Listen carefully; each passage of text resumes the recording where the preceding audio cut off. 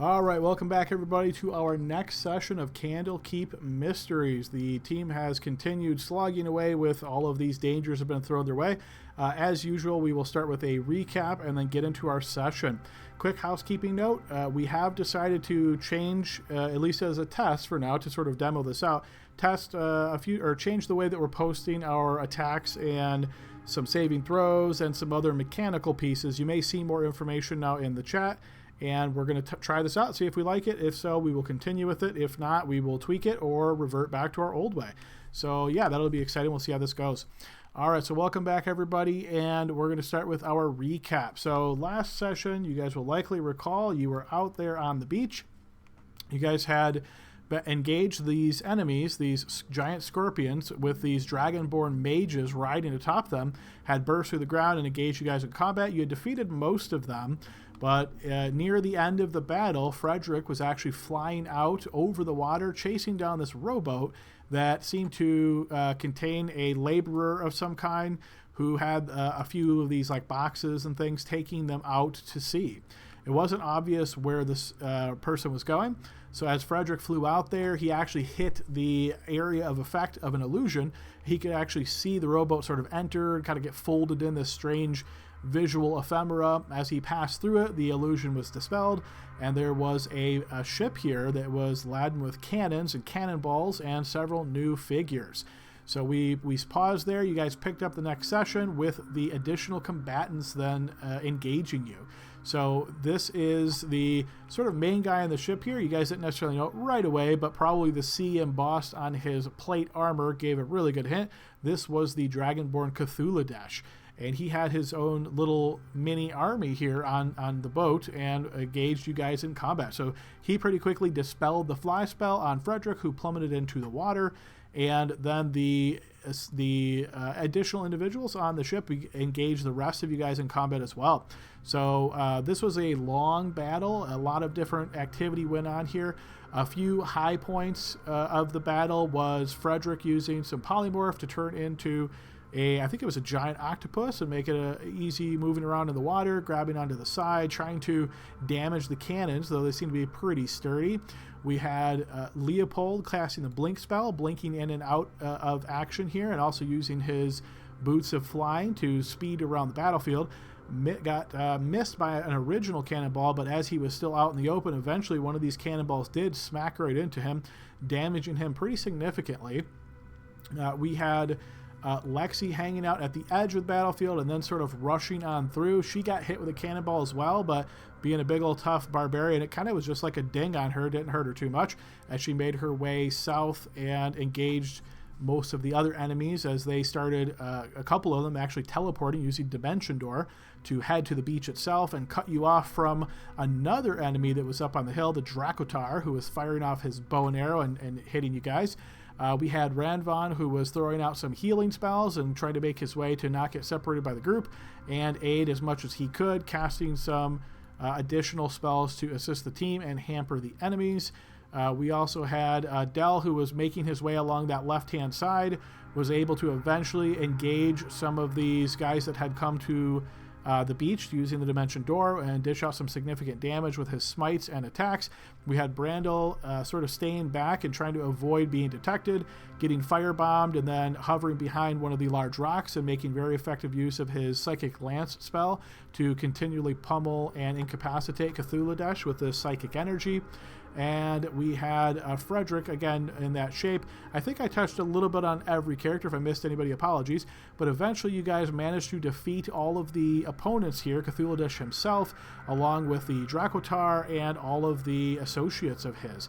This was a very long, drawn-out battle. By the time you guys wrapped up, several of you were injured, having been dropped to the ground once, perhaps. I don't know if anybody got dropped twice, but I know a few people got dropped at least once.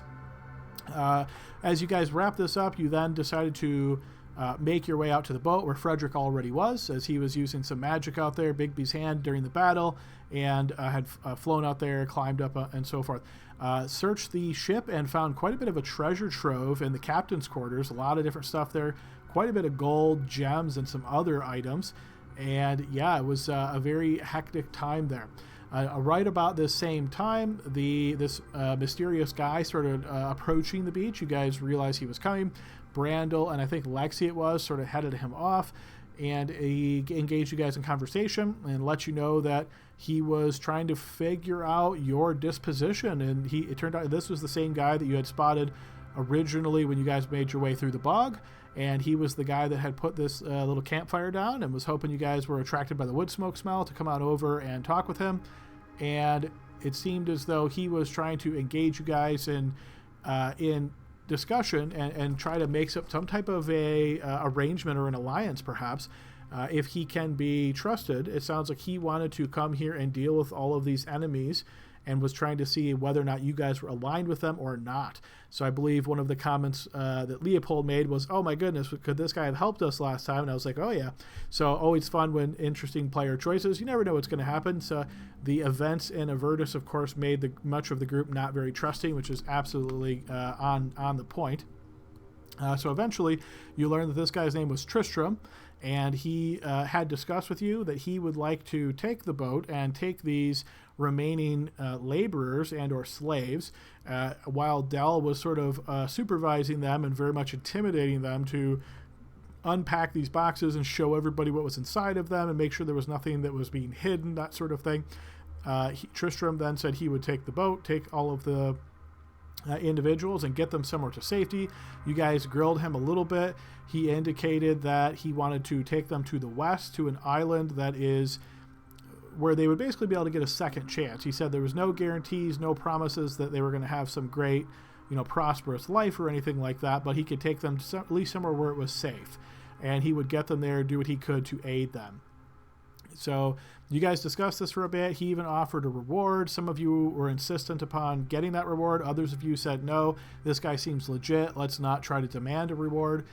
Eventually, I think it was Dell cast a Zone of Truth on him, and he failed the save, but then chose to succeed on it. And you guys have enough experience under your belts to know that that is a legendary resistance. So failing to save and choosing to succeed on it, generally only possessed by very powerful and or important, perhaps, individuals. So while you may not know exactly who this individual is, it seems as though there is something definitely of interest to him.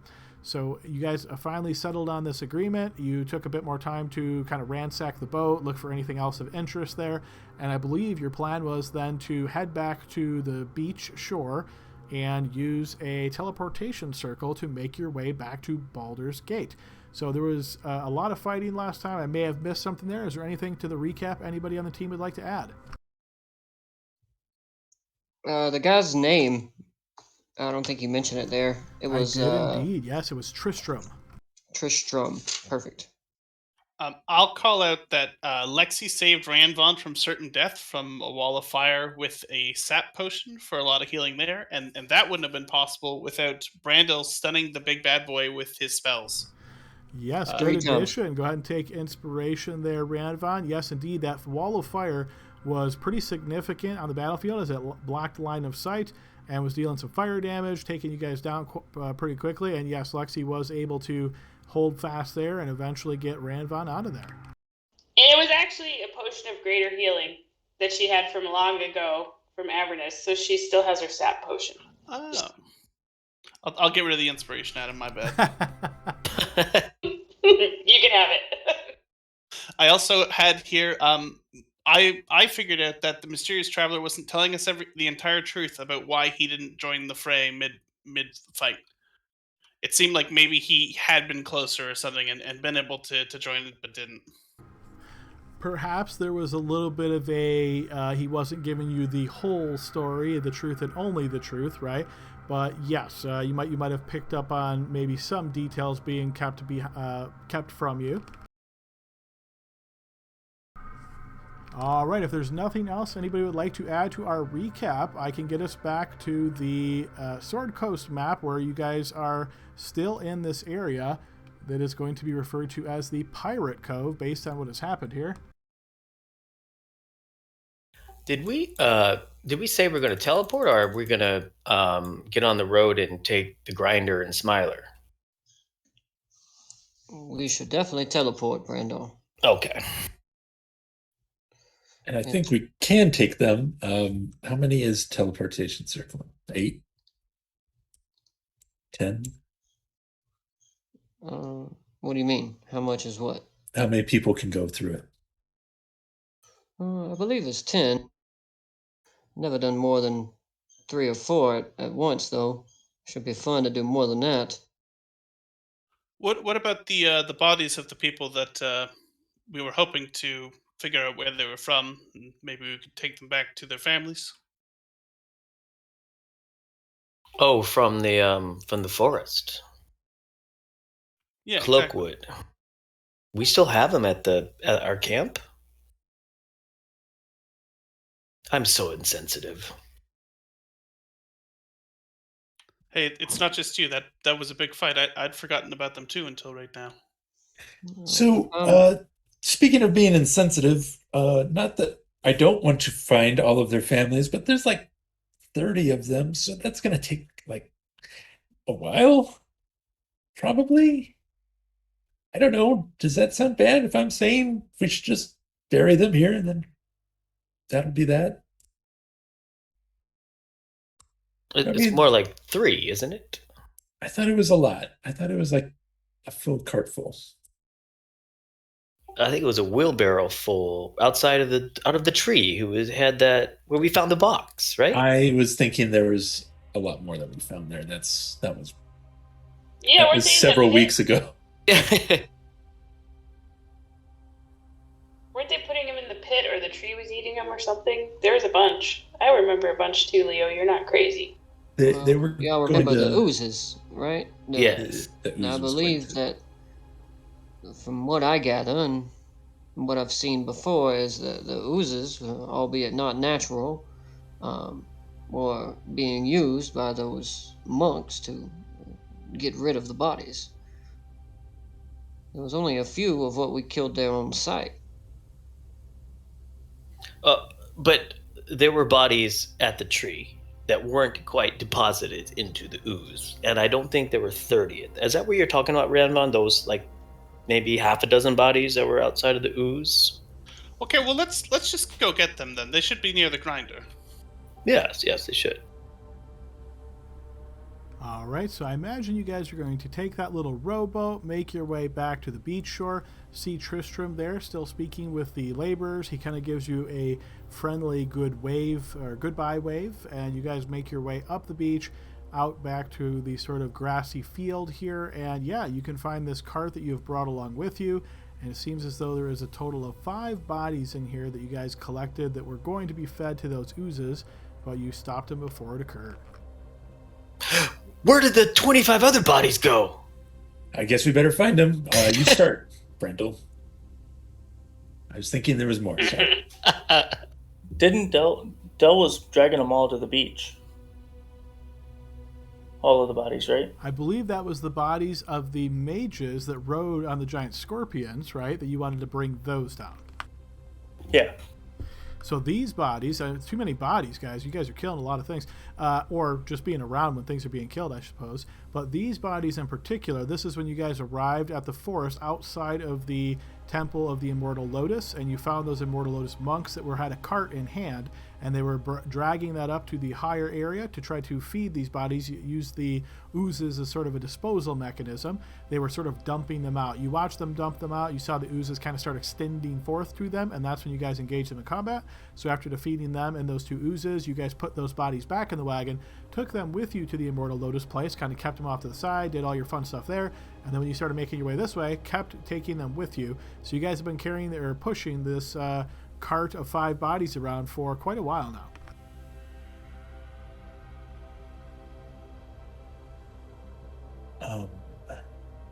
So, I mean, we could bring them with us to Baldur's Gate, but then what are we going to do with 5 dead bodies? And probably have to answer some questions. Just seems like a bad idea to me. Ranvan, have you can't talk to them today, can you? I could speak to 3 of them, but even after that, I'm going to have to mail some letters out to their families and wait for the responses to know what to do with them. All right, here's what I propose. We'll bury them here. when we get to Baldur's Gate, we'll find the Flaming Fist or whoever gives a damn, and let them know that we found them. We'll also inform the people at Candlekeep when we go there. And then if any of their loved ones contacts either of those places, they'll have a better idea of, we'll give them the descriptions of the people, and they can at least get a little closure that way. Otherwise, I don't, who knows where their families are. We might have to go all over the place if we wanted to really try and track them down. Frederick, how long does it take to cast that the teleportation you wanted to do? 10 minutes, Ranvan. 10 minutes. Okay. I bet in that time I could speak to 3 of them and hopefully get enough information out of them to get what I need to know, and then we could bury them. Well, the circle, once I finish drawing it, we have about 10 seconds to all jump in it, and then it will diminish.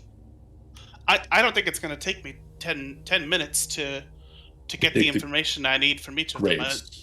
But I do suppose that you can't dig a hole for 3 bodies in less than 8 minutes or 7 minutes, right? Okay, yeah. Leo and Silver both start digging holes. Let's just dig the holes first. We'll give them proper rites. You say your words, and then I'll cast the spell. No big deal. Well, you guys start digging. I'll talk to them, and then if once I'm done, I'll help you keep digging. Leo's going to cast Enhance Ability on himself and give him the strength upgrade, Bull's strength. Well, I'd like to help. I think we should research them. Maybe there's some personal items that the family would want returned to them as before we bury them as like a memorial. Maybe there's something in their pockets. I think they were fairly well. You go ahead and look. I'll have a look. I'm gonna dig. Yeah, you guys dig a hole. I'll search their pockets. That's a great idea. So we're burying them to be respectful, but we're also looting them. No. What if there's like a trinket that they've always had his whole life, and his mother would want it back? Mm-hmm. I'm not stealing from the dead. Would never do that. Mm-hmm. While you guys are talking, you see Frederick kind of making these sharp motions with these wisps of magic and kind of catching it one way and pulling it like into like a string, and then gathering it into his hand and then pulling it back, and it's kind of getting absorbed into his arm. Okay, so Brando, you take a moment to look over these bodies in the cart. The odor is quite awful now based on how long they've been dead. You look through kind of quickly, kind of keeping your nose covered as much as you can. It seems as though they have been stripped of any kind of belongings or any kind of valuables before they were shipped out to be eaten by these oozes. So no, you do not find any kind of special items or anything of significance that you think would be worthwhile to take back. Well, I guess I grab a shovel then.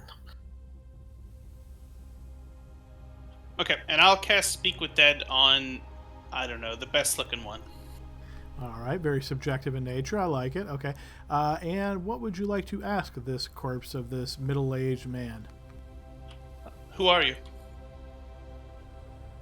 You ask this question, you notice the head sort of animates with this necrotic energy as the mouth starts moving, and it's kind of this really strange, almost like flesh puppet type experience. You've seen this before, so it doesn't really shock you, but perhaps maybe a little bit unnerving. And you notice as his eyes open, he looks towards you and says, "Charles." Do you know any of the others? Actually, I don't think you can answer that one. Did you know the others you were with? Yes. Where are you from? The village of Basalt. Who should I tell about your passing? My mother. He couldn't. He wouldn't give me your name. He said Charles, dude. No, he said my mother. He said his name is Charles, and he said tell his mother. Yeah, but that's a hard letter to address. Dear Mom of Charles.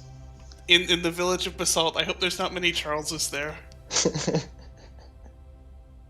Okay, and then I guess he'll just ask, and where does your mother live? The village of Basalt.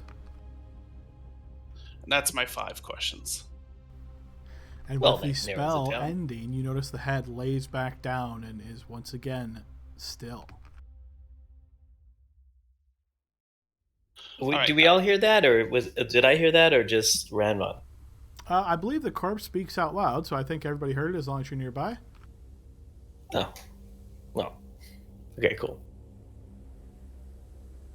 Okay, that could have gone a little better, but I could do this 2 more times. What, Brendel? Do you have any suggestions?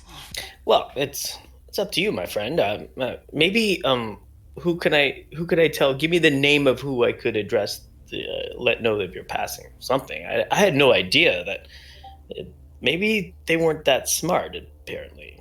So I don't mean no disrespect over their grave, but yeah.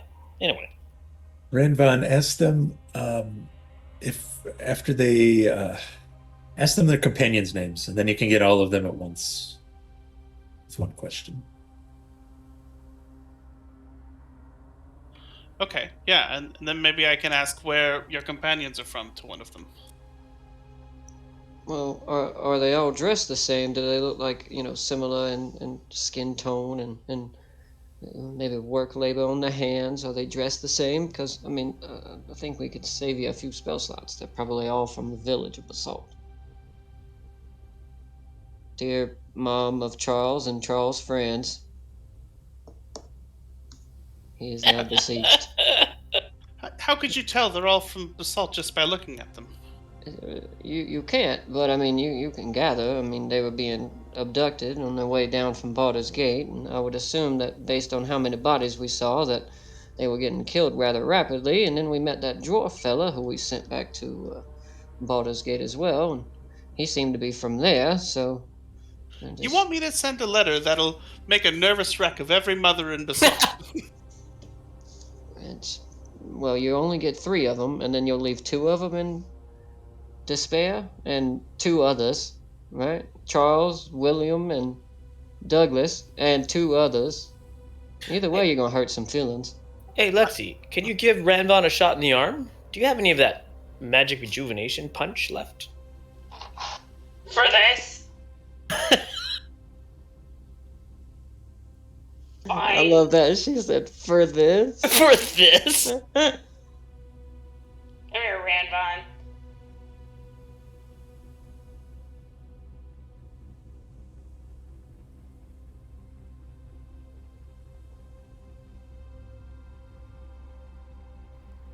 All right, nice. So go ahead and roll a D3.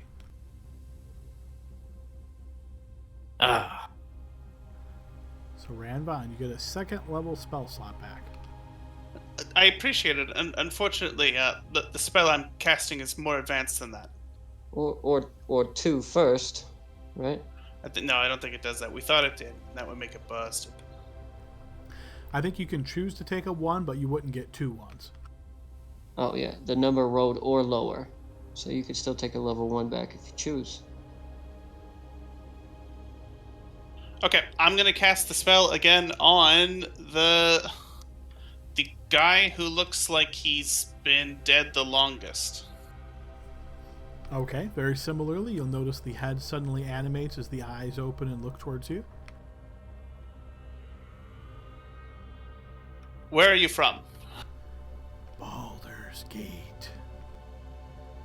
Oh, I was wrong. How about that? What's the name of the person I should tell about your passing? Claudette.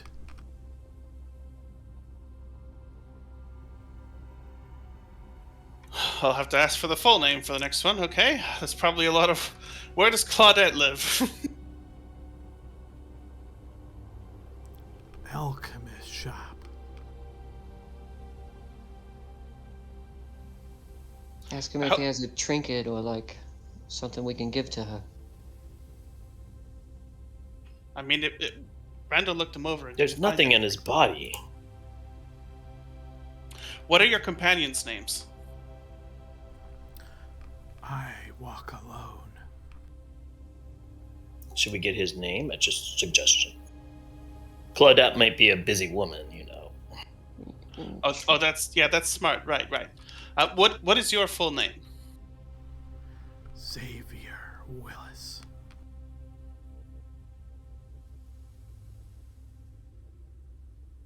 Okay, and that's another 5.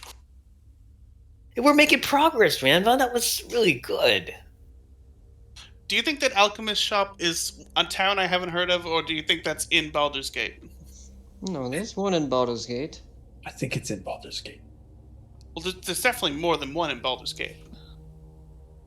We'll just go until we find one with a Claudette in it. Yeah, should narrow it down. I mean, how many Claudettes could there be? Okay, I've got one more. I'm not confident in my questions anymore, but at the very least, I can find out this last one's name and who to tell about him. I think you should also ask their last words, because maybe that last message could bring them peace. All right, and I'll cast the spell again. All right, and the third body suddenly animates. What is your full name? Brant's Hillside. Could you repeat that for me, Adam? It is Brant's Hillside. Ask the creature again. That's the second question. Yeah, Louder, please. that's why I One specified Adam. Volume Okay. increased 20%. Let me fix your jaw. Okay, one more time with that question. What's the full name of the person I should tell about your passing? No one. I had no one. Pretty dark. Where are you from, Brant? Baldur's Gate. Any last thoughts? Any last wishes? I wish I had succeeded. Dang. It's pretty Ooh, you and me succeeding. both. Okay. You did what? Do you know the names of the? No, wait. What are the names of the others from the camp? I don't know the word I'm looking for here. Ranvon says the right word. I don't. I do not know. And that's the 5.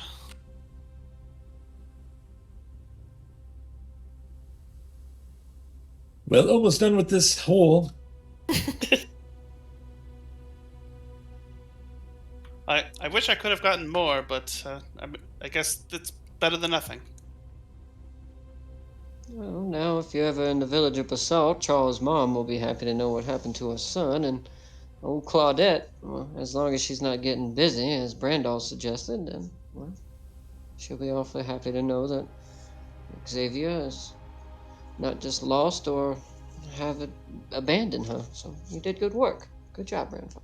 Yes. I wish I had more time for the others, but I guess it is what it is. Well, we better get going. Well, we have to bury them, especially Brant's. I mean, it doesn't sound like there was. We're kind of all he has. That is quite sad. Imagine your last words are just, I wish I was successful. I mean, no friends, no nothing. That's mind-boggling, isn't it? Sounds like a real asshole to me. I think Well, he that's said, one "I wish I way." succeeded. Right? Like maybe he was doing something specific and failed. Yeah, but that's his last words. What about Mama? What about his dog? Anything? But isn't that the thought of every adventurer who doesn't get to come home? Yeah, in a very general sense, I guess, but what would I say? You got me thinking. Please don't remember me for saggy balls. Oh, stop it. Is that hole dug yet? It'll go faster if you all help. And I'm helping. I will also help. Didn't bring my shovel, so I'll keep a watch. How about that? So the team spends some time here up on the grassy plains digging a few different graves here. As you got 5 bodies, are you doing 5 individual graves, each of them 6 foot deep? 6 feet. It's I deep. think we'll go ahead and maybe do a 3-foot grave for them. Leopold, you as good as I know that erosion will take them in no time at all. Right. Food for the vultures. You don't want to run into Brants again. Someone raise them up, right? We have to do the 6. What time it? What about this? Leo, you remember those gliders you made that shot us off El Terrell? Well, what if we made something similar and set these bodies on them and just shot them over the edge of the cliff here? Yeah, poetic. We wouldn't have to deal with it, and I mean, at sea. I don't. I think either way, it would probably take me a little bit of time. So. Hey, wait a minute. Guys, look. It's becoming early evening. We're going to do this and then hopefully bed up somewhere. Is the ship still there? Maybe we could sleep there tonight. I feel my knees hurt and I want some tea. So let's just bury them as deep as we want and let's get a long rest. Yeah, what if we do that in Baldur's Gate at Alan's Oh, bar? yeah, that's right. Yeah, I forgot about your fancy teleportation. I gotta study that spell. Maybe I can come up with one too. Who is this Alan you keep speaking of? The bartender of the Elf Song Tavern. I can't wait for you to meet him, Del. He's got a suit of armor that fights on its own.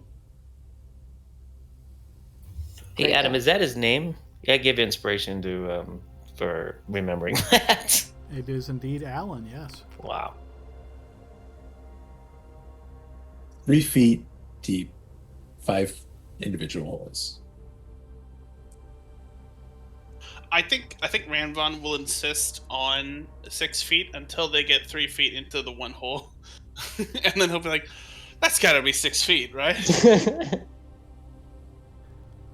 All right, so I heard that you guys did an enhanced ability for strength on, I think it was just Leopold, and I heard Frederick say he doesn't have a shovel to assist, so I'm assuming there's 5 of you that are digging holes here, either with shovels or using whatever tools you have available, and you're trying to dig 5 holes that are each 3 feet deep. And silver. And silver, okay. And Booger. I'm also watching, Adam. I don't want it to go unnoticed. I'm not just watching them dig. I'm watching around, making sure no one's creeping up on us. Keeping watch, all right. And you have dark vision out to 60 feet, right? Yes. Okay. So you guys spend an hour digging, another hour digging, another hour digging. You're starting to get quite tired. Sweat is really pouring off of you here. You've gotten most of them done here. You've got like 1 and maybe a half left to go. So at this point, it's definitely evening has set. Darkness has fallen on this area.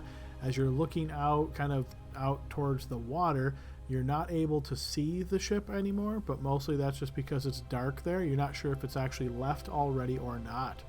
You see no signs of activity or light or anything in that vicinity. You spend another hour and then another half hour, and finally you have all 5 of these graves dug. You guys are dripping with sweat, looking at each other like, whew, that was a lot of work. And you stand here with 5 short graves. All right. Put them in and throw the dirt on them. And if one of you wants to say a word, and then we'll get the hell out of here. Oh, I'm looking forward to what Ranvon has to say. Come on, let's hurry it up. Well, look, somebody else keep watch then, and let me start casting my spell. Oh, thank God. Okay, I'll take a watch. I'll do it, guys. I know it's the hard work. I'll do it. Frederick, it might take us more than 10 minutes to bury them back up. And Ramvan's got to give the eulogy, so I don't know how long that's going to take. I'm looking forward to it, though. I'll time it efficiently. Okay. Yeah, we'll start putting the bodies back put the bodies in the holes, and then start burying them back up. Put the bodies in the hole. Put the bodies in. All right. And then I would say right before Ranvon starts giving his eulogy at him, I would start casting my spell.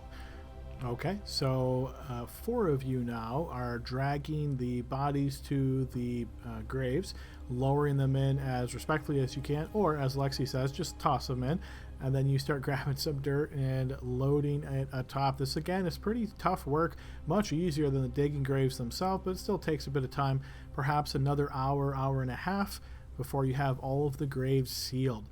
The 4 of you that had to endure this long work, I'd like each of you to make Constitution saving throws. That's going to be Leopold, Lexi, Dell, and Ranvon. Blind check, right? Nope, this is a saving throw, so this will be just normal. Okay, I'm going to throw a Flash of Genius on there, regardless of whatever the number is. Okay. Oh. Well, you guys did it. I can't believe it. All right, so yes, very tiring work. You're dripping a bit with sweat, but no other ill effects as you manage to just power through this. And yes, all of the graves are now filled, and they, obviously look like patches of dirt here, but it's quite dark, so you don't see too much anyhow. I cast light up there, Adam, on my staff. On your staff. Okay, so the staff suddenly lights up, giving a small area of illumination. Ranvon, you're wanting to give some type of funeral service here? Yeah, so he'll just walk among them and say some soul words, a little bit of chanting, and then after rejoining his group, he'll say, we didn't know you, but I'm hopeful that you were loved and that your lives made a difference in some way to the people you knew, and I'm very sorry that we didn't manage to get there faster. And as you're saying this, you're hearing the sound of incantations behind you as Frederick has begun casting his teleportation circle spell. Making sure I'm tracing the sigils of Baldur's Gate correctly, looking over at Brandal as he sees me going quickly, trying to make sure my runes look absolutely perfect because I know he's watching. So 10 minutes, right? So it's gonna go. Actually, 1 minute. I'm sorry, I misread 1 minute. it. It's only 1 minute. Oh, okay. Wow. I wanted to get in there. I could release Smiler and slap him on the butt, and he'll probably walk back to Candlekeep. If I could have done that, I would. You can certainly try. Yeah, I don't know that he'll necessarily find his way back to Candlekeep, but he's definitely free. Yeah, he's not coming with us, sadly. If I Smiler and I'll slack him on the butt. Most horses go where they're fed. We'll see what happens. That's going to be a whole nother adventure, guys. So, but yeah, all right. So you guys have done this. The teleportation spell is ready. You've already alerted your team here that once this finalizes, you're going to have to go really quick through this area. So everybody is gathered up real close as you cast the spell and finish the incantation. Oh. And the group is suddenly moved through space as you find yourself in a very interesting looking surrounding as the sound of everything around you fades away and a new sound is replacing that sound as you can hear the sound of oddities all around. Ooh, be careful. Watch your feet. Oddities, as in like not normal things that we would hear in Baldur's Gate. As in hearing some sounds of perhaps strangeness around you. As in suddenly finding yourself inside of a large area where you notice that you are immediately confronted by several individuals. You can see very concerned looks on these humans' faces as you appear in this room. some of them holding onto staves, clubs, spears, or other weapons as they confront you. You notice one, with a very stern expression on his face, approaches. Oh, I've been here before. I remember this place. Frederick, don't you remember? Oh, hang on, Brando. Hi, friends. Hello. And you notice this middle-aged man with kind of a strange haircut comes up very quickly, and he holds a hand out like trying to calm down all these individuals behind him. State your business.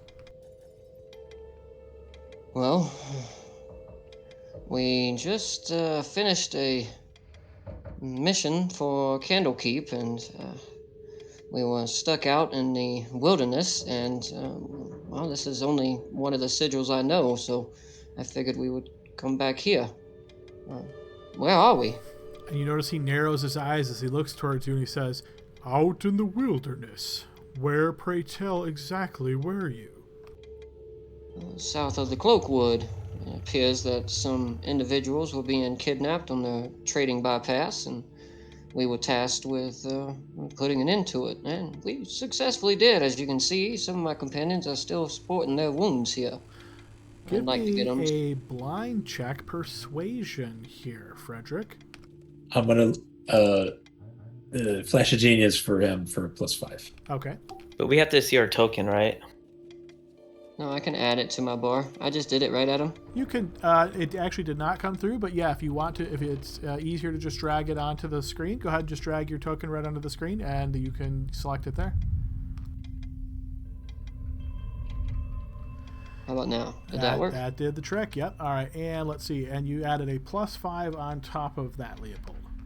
Yes. All right, you notice this man's expression softens suddenly as he kind of nods for a moment, and you see he turns back and he says, they are not involved. And you hear some people like whispering and some muttering behind, and he turns back and he looks towards you again, Frederick, and he says, well, you were in the High House of Wonders, the temple here in Baldur's Gate. I'm afraid you've come at a very bad time. It seems as though some infiltrators have recently entered our temple here and destroyed a magnificent invention created by the High Artificer himself. Leo says in the back. We happen to have one of the greatest artificers on the planet here in our group.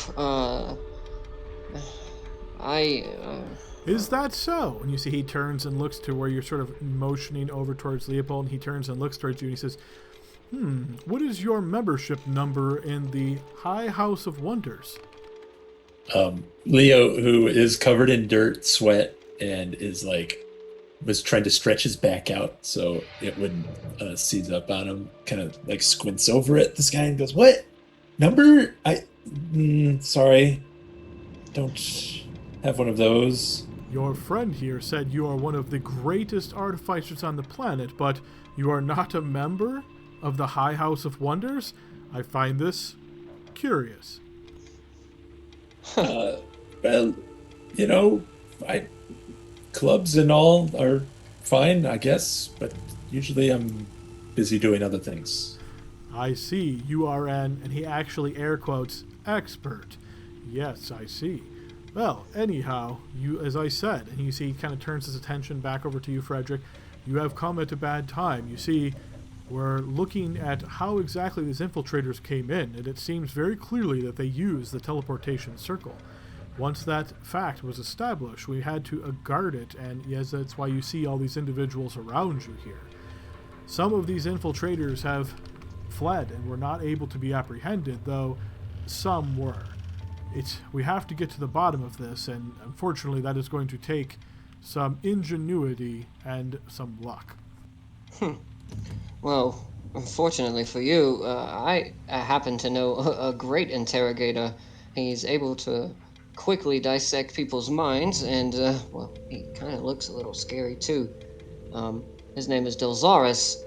Del, say hello. Well met. We probably can assist you, to be honest. But like I said, we quite literally just fought off giant scorpions and dracoliches. Oh, I don't think that's what they were called. What? Brando probably knows.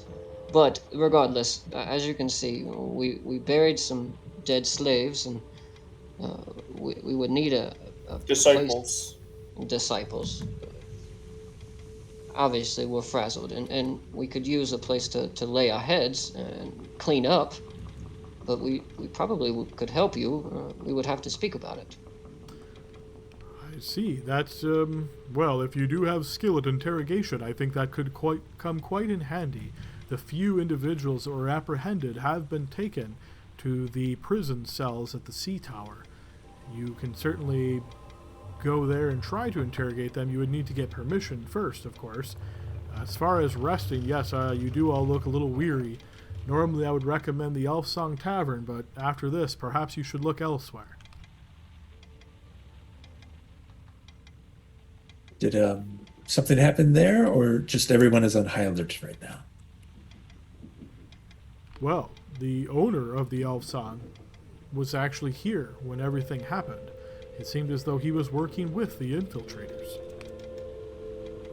Oh, Really?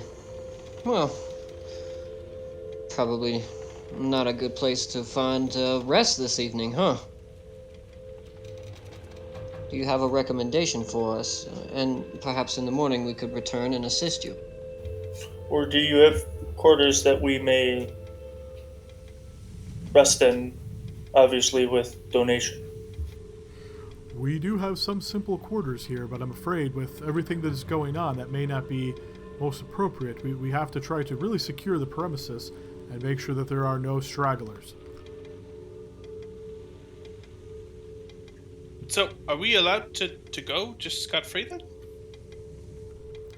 Well, it seems quite likely that you are not involved with these infiltrators. Am I safe to assume that? Oh, yes, of course. Yes. Yes, Yeah. yes, of course. Everything is true of what we said. Is there no other place where we could stay the night at this wonderful city? Yes, I'm sure there are. There are other inns in the city. I'm afraid I don't have a directory or anything to deal with, and as you can see, my time is quite taken up here. But if you travel and just ask around, I'm sure you'll find suitable accommodations. Right. Well, yeah, I'm very sorry about your loss. I've been here before, and it's quite a wonderful place. If there's anything we could do, we'll certainly talk about it, and maybe we could help. Well, your friend here already stated that this one, you see he nods towards Dell, is a great interrogator. If that is the case, then it seems that he would be a useful asset in questioning these individuals. Perhaps he could, if you were able to secure permission from the leader of the Flaming Fist, you could interrogate this individual and see what you can learn. Who is the leader of the Flaming Fist currently? Is it still Commander Portier? No. And you see he sort of looks towards you with a little bit of a strangeness, says, you certainly haven't been around recently then. No, Lady Portier. We've been in hell. You see he kind of looks towards you and kind of like stretches at his like collar and like pulls it down. I see. Lady Portier has headed back to Chult. The Flaming Fist is under the command of Alder Ravengard. Oh, We've met him. we know him quite well, actually. Is that so? Well, then perhaps you could use that connection of yours to give yourself access to the prisoners. Did we not free him from Avernus? oh, we did. Yeah. He, when we got back to El Terrell, Ravengard, remember, he went back to take on his own duties. I suppose this is what his own duties were. But, yeah, perhaps, friends, we should find accommodations for the evening and go visit Mr. Ravengard in the morning. How's that sound? Oh, excellent. If I remember correctly, we're in the upper city, so there's got to be wonderful places to stay tonight. And they should have the excellent charcuterie boards you could pay for. Indeed, my friend, and I will promise to find you some great tea. Sir, I don't think I caught your name. My name is Frederick. This is Brando. That's Delzaris, Leopold. The one in the back there with the fish on his plate mail, that's Ranvon. And the Well, the big one in the back, that's Lexi. You Yeah. don't want to cross her. Nope. And you notice he nods sort of towards each of you in turn as Frederick is announcing your name, and he says, "I am Hallex. You may request for my presence if you return and wish to aid in discovery of what exactly has happened here. I'm sure the High Artificer would be most grateful if any aid that you could provide to resolve this terrible situation. You must understand that inventions here are kept under the highest scrutiny, so for someone to learn exactly what was here and specifically arrive via teleportation circle in order to destroy it, well, that doesn't happen every day." Alex, what was it? If you're able to tell me, what was it that was destroyed? Yes, need and you help notice fixing it? he leans back almost away from you and kind of like steeples his fingers. Of course, the exact nature of the invention cannot be discussed, for it is under the highest scrutiny and security. You understand, with the amazing accomplishments of the High Artificer that come out of this place.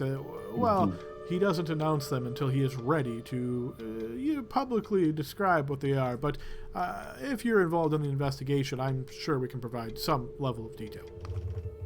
Sure. Alex, we'll be back, and we're sorry that you've been under such stress because of it. And if we can help you get to the bottom of it, we will do just that. You see, he nods, says, "Well, help would be appreciated." Okay. Well, if you don't mind, we're going to make our way out now, and like our friend here said, he needs some charcuterie and some tea. So, have a good night, Alex.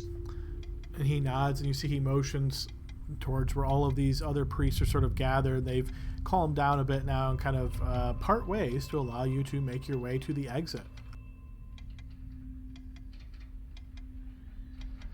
Well, I wasn't expecting that reception.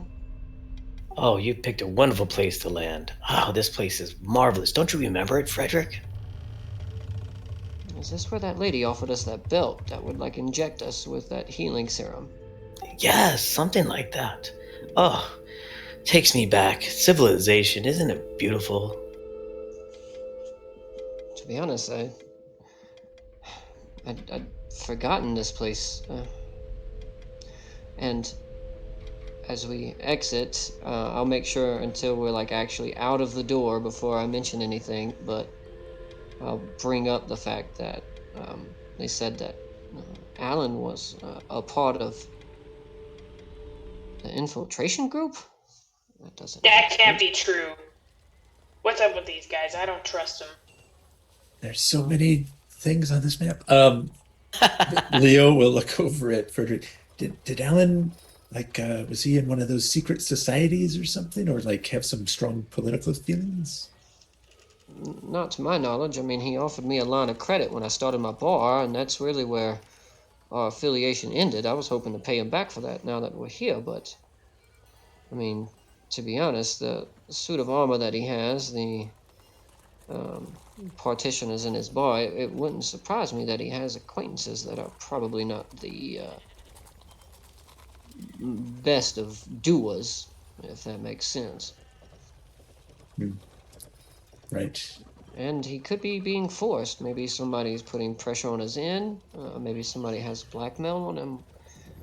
Who knows? I mean, but the character we know, it doesn't sound right? No. No. Something must be up. Oh, look! The Helmand Cloak. It's just right over there across the courtyard. Is that a clothing shop? No, it's actually an inn. We stayed there before when we were doing, I guess you could call it surveillance. I feel like I always skip over Baldur's Gate whenever I'm going between Neverwinter and Candlekeep, so I don't know the city at all. Well, friend, I grew up here. Hey, Frederick, you still have your Flaming Fist badge? I'm looking through my bag. I must have thrown it away. Well, I traded mine in for my Lulu's Legion badge, but like I said, I'm quite familiar with Raven Guard. We actually spoke a few times after El Terrell was dragged back to the material plane. He is also a friend of Celise, who is the current caretaker of El Terrell. Yeah, we saved him from that helm that was on his head. Remember? It was stuck on there. We saved his life. He won't forget us. No, our friend Ranvon here, he wears it now. This was stuck on a guy's head? Yep. Raven guards. Now that I think about it, is it stuck on yours? I don't think so. And he tries to lift it. I had to take it off to put the goggles on, so...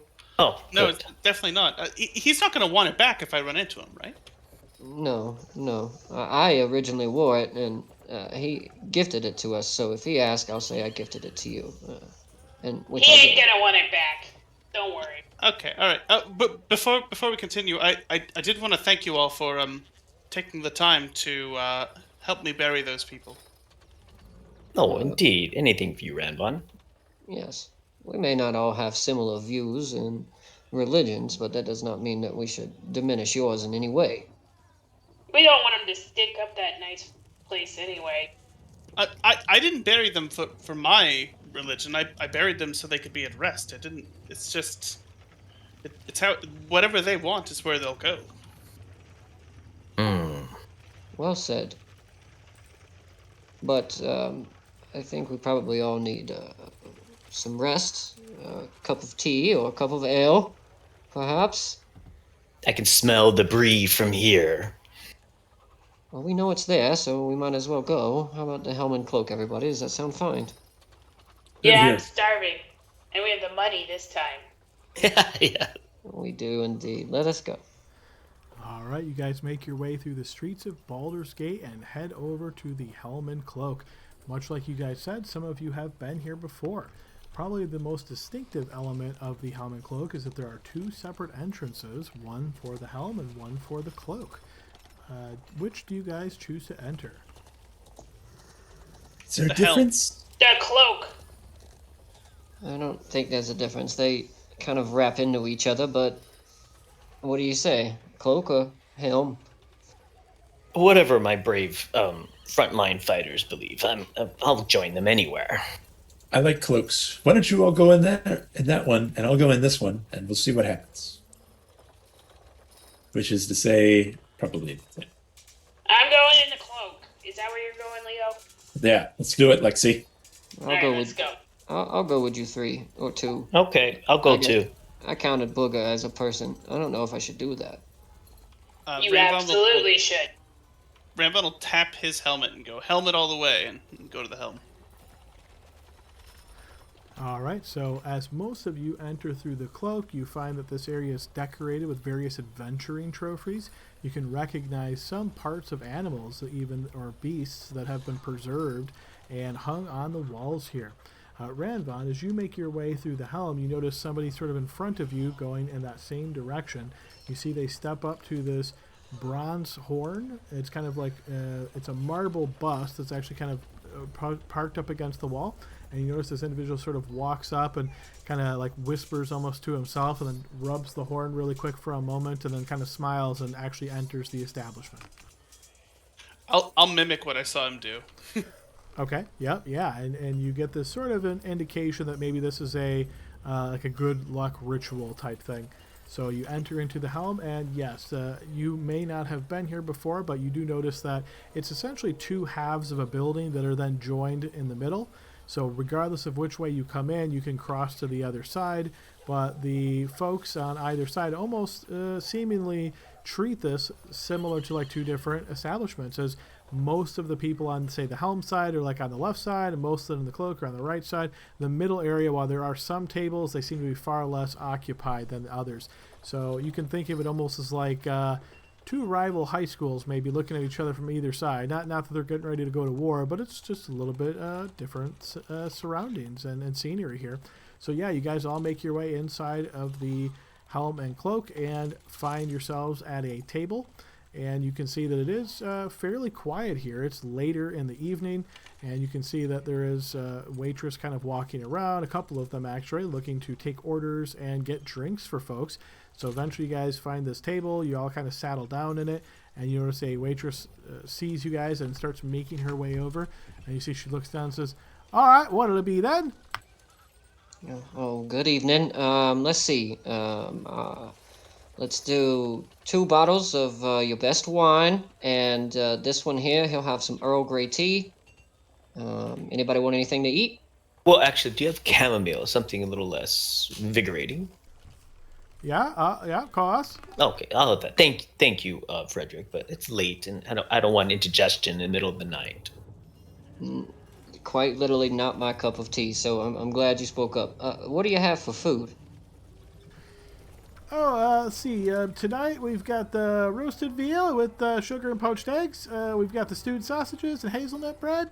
We've got the baked fish and shallots. We've got dried pork and peas, and then we've got stewed sausage and buckwheat bread. How about we just do one of everything? Does that sound good, guys? Yes. I want a sausage for me and some ogre spit. And an extra sausage and an extra ogre spit. Anything else? One thing. Can we stay? Are there any rooms available? You'll have to talk to the innkeeper, but I think so. Okay, excellent. And actually, can you bring me an extra glass? Maybe I will want some wine tonight. I'm feeling excited. Ho! Yeah, okay. Thank you. So one of everything for the food and an extra sausage, a couple shots of ogre spit, 2 bottles of wine, and a glass or cup. I don't know how tea is served of chamomile. And you notice Thank she you, ma'am. puts her finger to her head as you're reciting each all of these, and she sort of nods after each line you recite.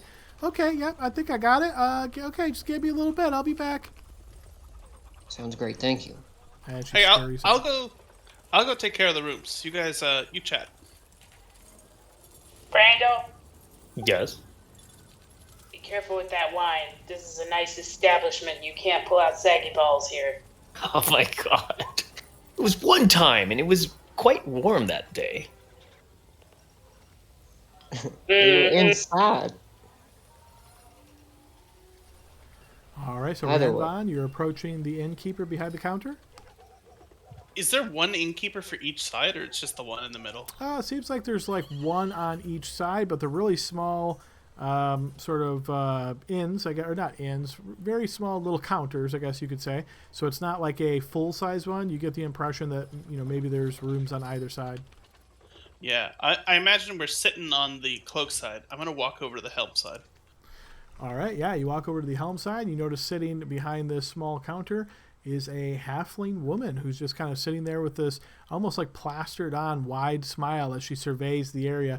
It's a little bit disconcerting, in fact, as she's just kind of scanning around. You get like this strange impression almost of maybe like a circus clown. I mentioned that to no. Has anyone ever told you? I'm very good with people. Hey, I turned back to my group real quick. 1, 2, 3, 4, 5. How many rooms do you have? And you see she looks over and she says, "Hi! Well, we have a lot. Yeah, we have at least 12. I think the last guy left, so we probably have 13. I would have to check, but I'm pretty sure that that's all cleaned up now. So at least 12, but maybe 13. Okay, and how many beds per room? Usually there's one bed, but some of them have 2 beds. How many do you need?" Let's just give everyone their own room tonight. I need one, and he'll get one for everyone. Oh, right, that would be great. Okay, and that's just one night for the 6 of you? I'll yell over to the group. Just the one night, or should we get more than one? Well, Just the one for now, right? make sure it has a bath. Do they have baths? Oh, well, we can certainly get a copper tub brought up to you with hot steaming water. Oh, sounds good. You wanted the bath? I guess we're only here for the one night, so yeah, it would be today. Yeah, okay, we'll get that and the bath for the old man. Of course. All right. Well, yes. You see, the price of that is going to be, with the bath service, we'll call it 8 gold even.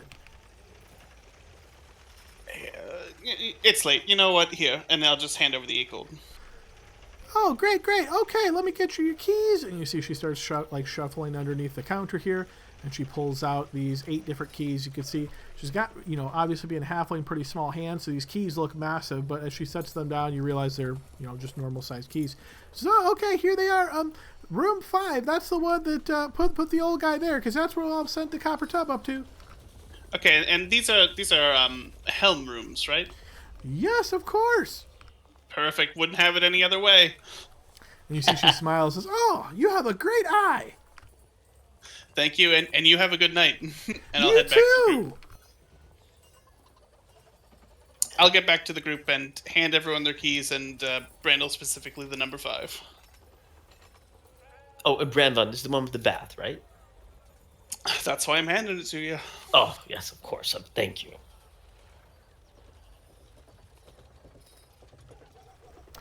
All right, so it doesn't take too much longer for the waitress to return with a couple of platters here as she brings over these 5 different meals and then an extra meal of just the sausage and several different drinks, including tea, the empty glass.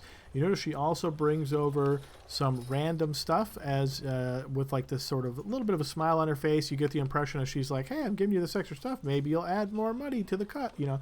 But she hands over a glass of mead, a tankard of ale, I should say. She actually hands over a glass of what looks to be whiskey, and then also a tankard of a finer looking wine. And you notice as she looks towards you, she says, I hope that this will meet all of your needs. That looks like it'll do. And you notice she kind of like motions with her finger to all of them, and she says, "Okay, altogether, that's going to be 1 gold piece." I'll give her 2. And you notice her eyes light up as you hand her 2 and says, "Oh, thank you, my lord. Very generous." No problem. We'll probably need more beverages. "Oh, just any time you need anything, just motion with your hand. I'll be watching." Yes, ma'am. Thank you so much. And you see she like curtsies as she backs away and heads back over to the counter. Are you sure you're good to keep drinking? I mean, it's pretty late already. Yeah. Lexi? Oh, I just started. That's what I thought. But feel free to turn in at any time. I see you got the room keys there in your hand. I mean, I'd like to eat first. That's very valid, yes. Is there number 9? I like number 9. I just point to a pile of keys on the table. I didn't check all the numbers. I only knew to give 5 to Brandel. As you look Leo? at them, you can see the numbers are etched in them, and one of them is, in fact, number 9. Leo grabs it and he says, "All right, what will you trade?" Oh, I forgot the perfect thing. And I'll reach into my little satchel on my side and pull out about 10 red berries that we picked from that tree. And I said, "Here, about worth a key. I know you're hungry and food's on That its was way." better than I thought it was going to be. And he'll toss the key over. And he'll try one of those berries. Does it poison him? Remind me where you got the berry from?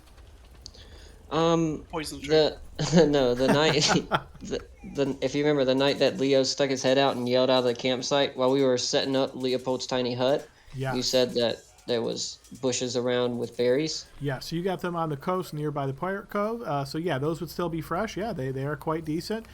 Maybe by this point they're starting to get a little bit like wrinkly on the flesh of the berries themselves. So they're still fine, but you can tell they probably will only last another day or so. It's okay. I want to let them ferment and make my own wine. So Well, I just want one of them. You can have the rest and make your wine. You can have your own vintage. I heard that everybody with an ID number eats these berries. Jeez. Yeah, about that. Did he air quotes me? I feel like He I did. feel He like I air want to go quoted. back there and show him something. We're gonna go in the morning, and I may have hyped you up a little bit. That's on me, man. I'm sorry. It's fine. I really don't care. It's just annoying when people do that after you've been to hell and back. But whatever. Yeah. It's not like I really am going to go around telling people that. So. I thought so. That's why I didn't mention it. However, Dale is definitely a good interrogator. I mean, look at him. Come on. Oh yes. Wow. Is it nice, Adam? The area, is it like 5-star or 3-star? Think of it probably 4-star. Right, you're in the upper city type thing. This inn tends to patronize who are known as the patriarchs here in Baldur's Gate. So it serves the upper class folks. So yeah, overall, I would say you can think of this as probably 4-star, verging on 5. Oh, okay. I'm gonna get my. Isn't this nice? Look at the decor. Look at that. It's that bright velvet drapes, and that boar's head is so masterfully put up. Leopold, I'm gonna write something in my. No, to Frederick. I'm gonna write something in my journal. One of my, not the permanent one, but some other scripts journal that I have. I'm going to write something on the page and show it to you discreetly if I can. And I'm going to tell you in Discord.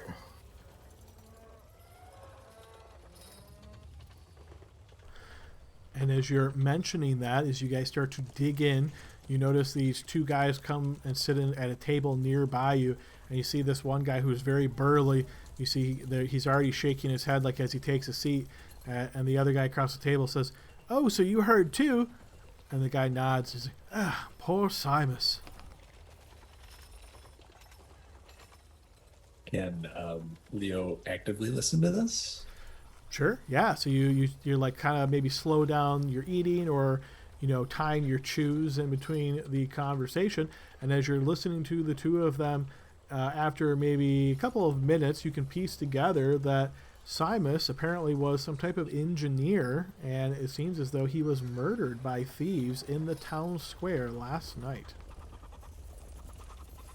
And also, if it'll pick up anything else, I do have observant, so I couldn't read his lips. But the gist of it, I think, is pretty interesting. The name was Cyrus? Simus. Simus. Okay, got it. With the Y in there. Yeah, I think the only other thing you'd pick up with your observant feat is when they're discussing how he died, obviously being murdered by thieves. You notice one of them mouths the word poison, and the other one nods. I'll kind of quietly say over to Frederick. I feel like there's something going on I'm gonna against. put my finger up. Oh, He's like, "One moment, please." Yeah. And I look over at Brando and I just kind of nod my head and I pat Leopold on the shoulder and I just say, perhaps maybe once we eat, we return to our rooms and have a discussion. sure. Sounds good. Not to interrupt you, I'm sure what you have to say is rousing. I saw your eyes darting around all quickly like that. And then I'll slide the note back over to Brando. I'm going to point to my head to Dell and look at him, see if he picks up a clue.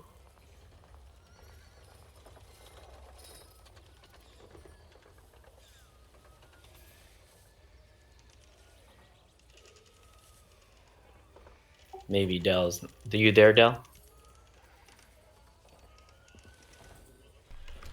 I saw him say he had to go AFK a while back. I'm not sure if I saw he was back yet. Okay.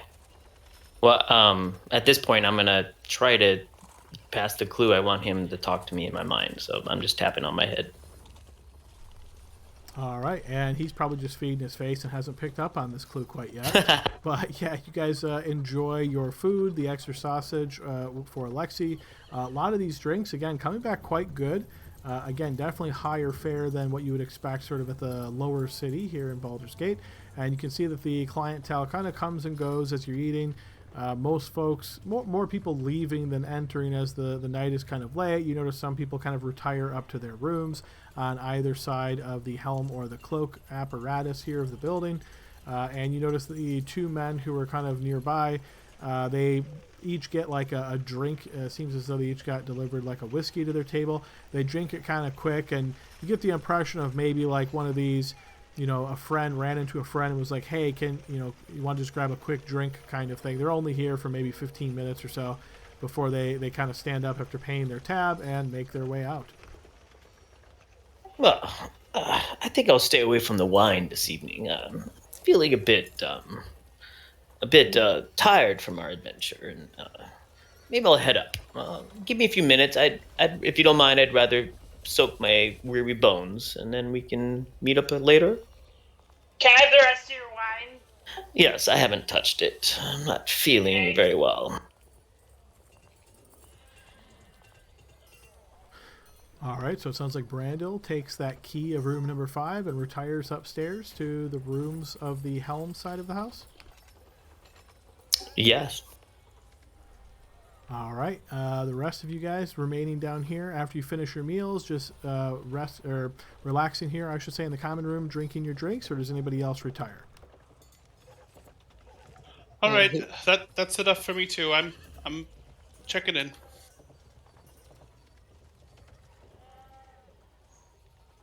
And he'll head to his room. Good night, Ranvan. You as well. Be sure to lock your door tonight. And you as well. And maybe stop by Brandal's room and say hello. Why? No, he's taking a bath. Yeah, maybe so. Maybe later. After the bath. You've been trying to get me in on this for so long. I don't want to see that guy's saggy balls. I don't care. That's a thing that happened before Leopold and I were ever here. We don't get it. But that's the point. For us to continue it, you must know. I feel like I'm doing just fine. Good night. It was kind of funny. Good night, Ranvan. All right, Ranvan, you make your way up. So remaining at the table would be Leopold, Lexi, and Frederick. So as the three of you sit there, you notice this guy sort of with a disheveled appearance enters suddenly from the Helm side of things. His hair is kind of a bit messy. His hair is a bit messy, I should say, and his clothing looks like maybe he's, kind of slept in maybe like a bunched up position or something like that. He's like kind of smoothing it out subconsciously as he's just eyeing around. You notice he kind of goes up towards the counter and seems to have this really brief conversation with the innkeeper, and you see then he nods and kind of starts looking around, and you see he notices your group, and like once again subconsciously you see he starts like fixing his hair and kind of like doing a mini groom on himself and smoothing his clothes, and then he kind of stretches out a little bit and he starts making his way over to your table with a smile on his face. I'm gonna take a sip of my drink and wink at Lexi. Yeah, I got this. Excuse me, could I take a seat here for a moment? Depends on who's asking. Oh, Rockwood, yes, you could call me Rockwood. Yes, you're adventurers, right? Maybe. Oh, come on, I can tell. Look at that gear you're carrying around. No, some regular people don't do that kind of stuff. I guess what my friend here is trying to put off, Mr. Rockwood, is why do you ask? Well, see, I happen to come into possession of something quite interesting, and especially for adventuring types, I think you might find it quite useful. Could I just perhaps take a seat right here for a moment? What do you have that's so useful? Well, you see, it's this stone that when you flick it, it glows. Quite marvelous. Can It's a you show glowing us? stone. Yeah, it's got, that magic kind of stuff. I'll arm wrestle you for it. Oh, no, I'm sure you would beat me. I'm nobody important. But, you see, the stone, well, I just thought somebody like yourselves, you put it to good use. Does he have it out? Or He does not. I don't suppose you'd mind just giving us a glance at it. Well, I don't have it on me right now, but if you're interested, I would definitely go get it and bring it back. Is this something you're interested in? Most of my life I've conducted a sale, and I gotta say, usually having the product with you when you're trying to sell it to somebody is the best course of action. So I think I'm gonna have to pass.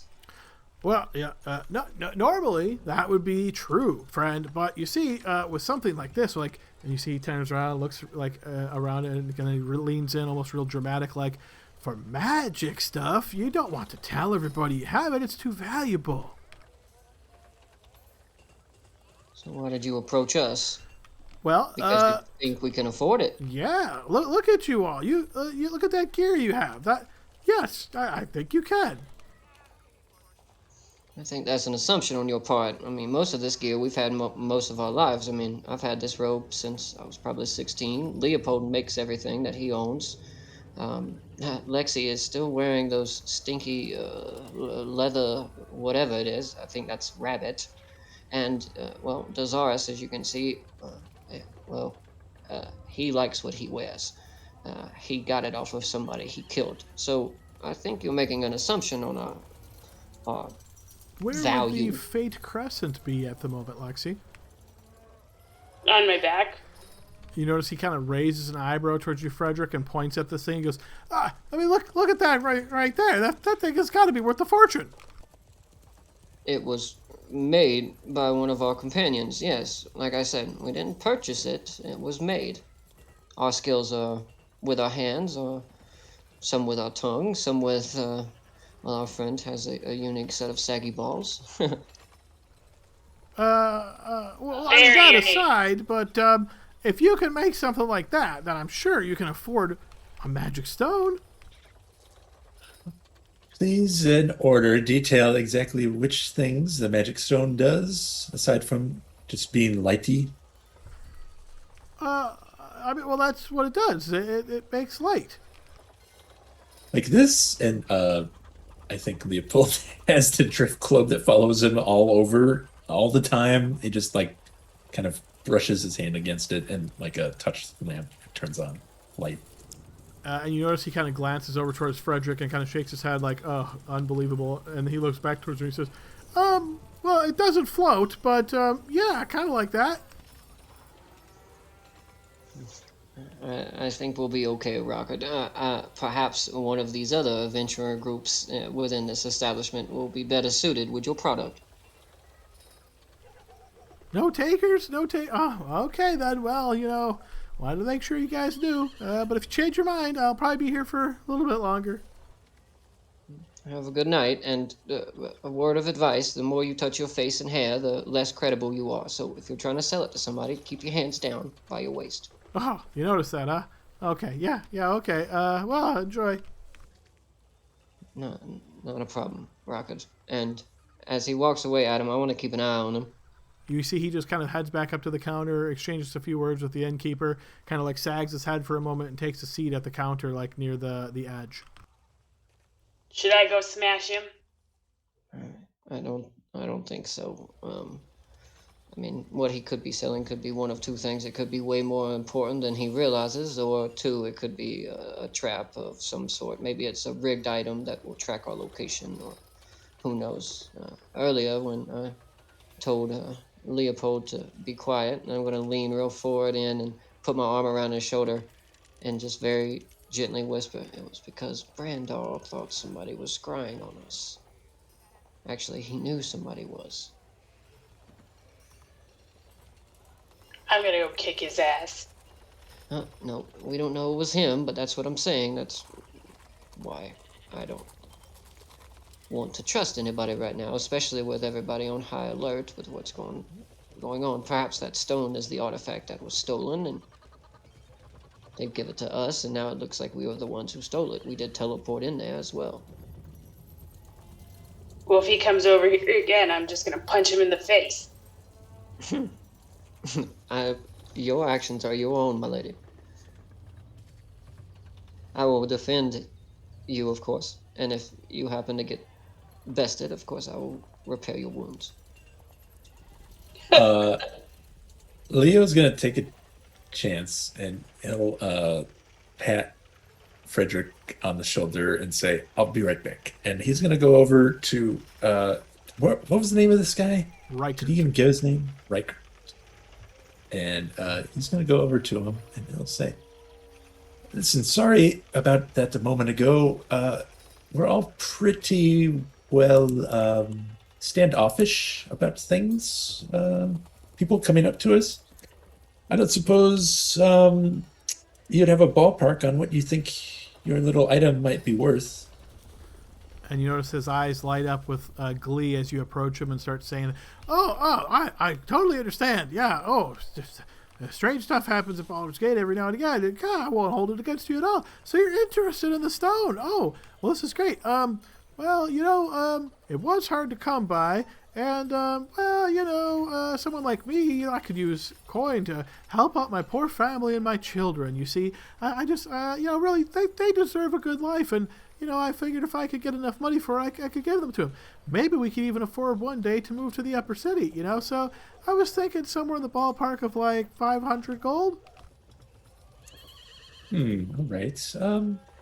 So let me ask you. Actually, before that, can I make an insight check on the family bit, which I am positive is totally shit, but let's see what Leo thinks. You sure can. Do we want this to be a blind check? Yeah, so let's go ahead and do blind check. All right, so for insight, I think your natural suspicions probably hold true here. You don't feel any strong insight one way or the other. Okay. So then, okay. All right.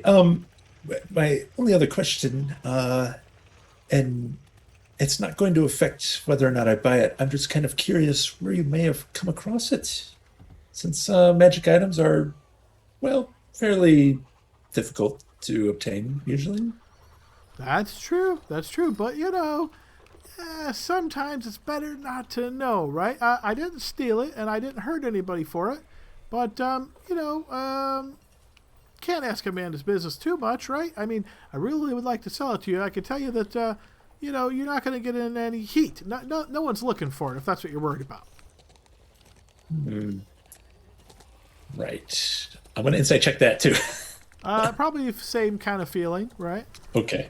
All right. Just gonna insight check every sentence.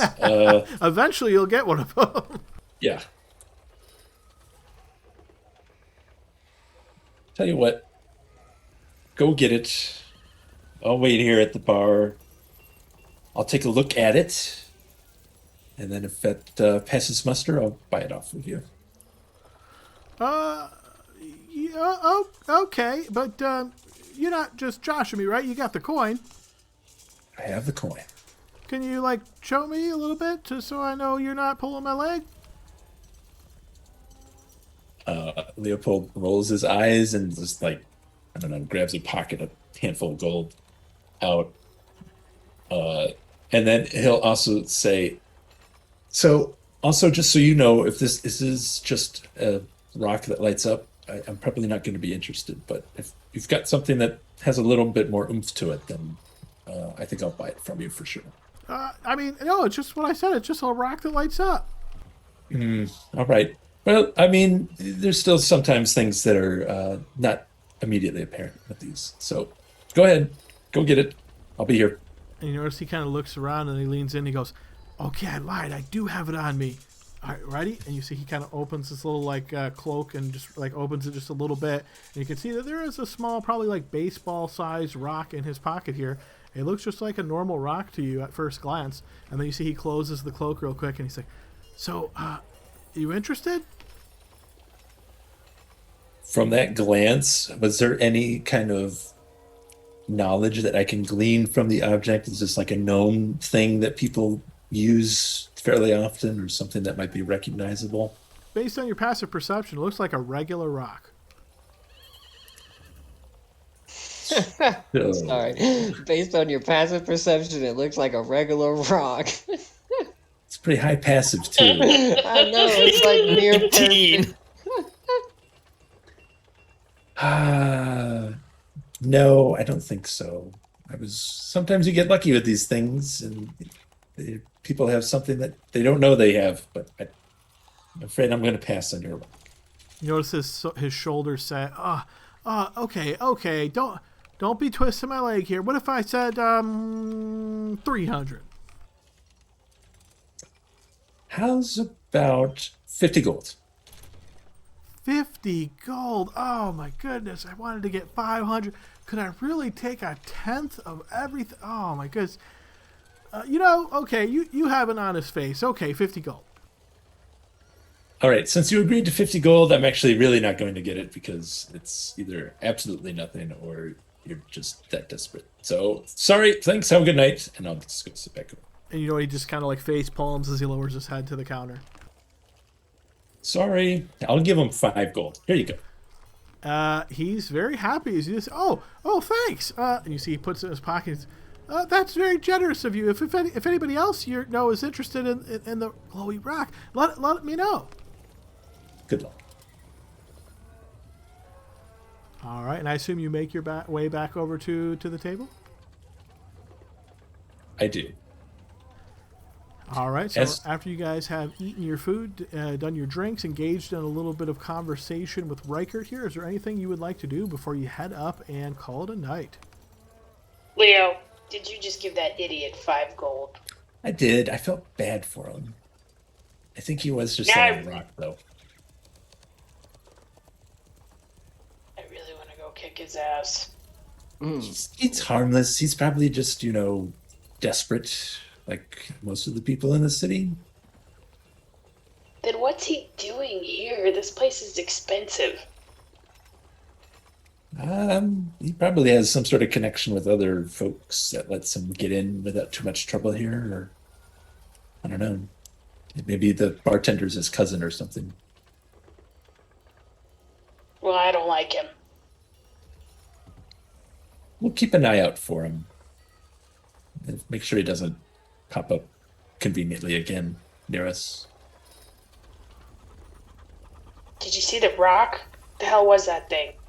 I think it's a rock, unfortunately. I was kind of hoping that it was one of those artifacts that people just didn't know. It just like glows, but does all these other things, but it's just a rock. Look, Leo, I'm telling you, man, you can tell somebody's product just by how they approach you with it. He thought about it. He looked at who of us he wanted to speak to. He approached Lexi. And I've done this for a long time. That was not going to go anywhere. But I applaud you for going to actually get to see it. I think you made the right choice. But perhaps we should retire. We've got things to do in the morning. Right, I'm tired. Are we going to go see Randall now? No, I think they're probably all asleep by now. You think Yeah, Ramzan sleeps in that armor? He won't get any hit dice back if he does, but I don't know. Seems just quite attached to it, He does like it, but that's okay. He can. That's his armor to wear. Indeed. As we get up at him, I'm gonna leave another gold piece on the table as a tip. I don't really care if she gets it or not. All right, fair enough. So it sounds like you guys would like to make your way up and retire to your rooms, essentially rest and regroup in the morning. Yes. Yes. Yep. All right, sounds good. Well, guys, we're halfway through our session, so let's go ahead and pause here for our 15-minute break. All right, we are back. So the group has just gotten in their long rest, resting in the inn here in Baldur's Gate. So we had one question during the break, which was how much time has passed between the big battle and when exactly, Leopold? To now. To now. So you guys left, spent a few hours digging graves, came back, and then slept for 8 hours. Altogether, I'm guessing it's right about 12, 13, 14 hours, somewhere in that range? That's exactly what I needed. Thank you. Sure The thing. boots recharge after 12 hours of no use. Okay, then yeah, they certainly would. Okay. All right, so guys, we find ourselves back in the Helmand Cloak Inn here in the upper city of Baldur's Gate.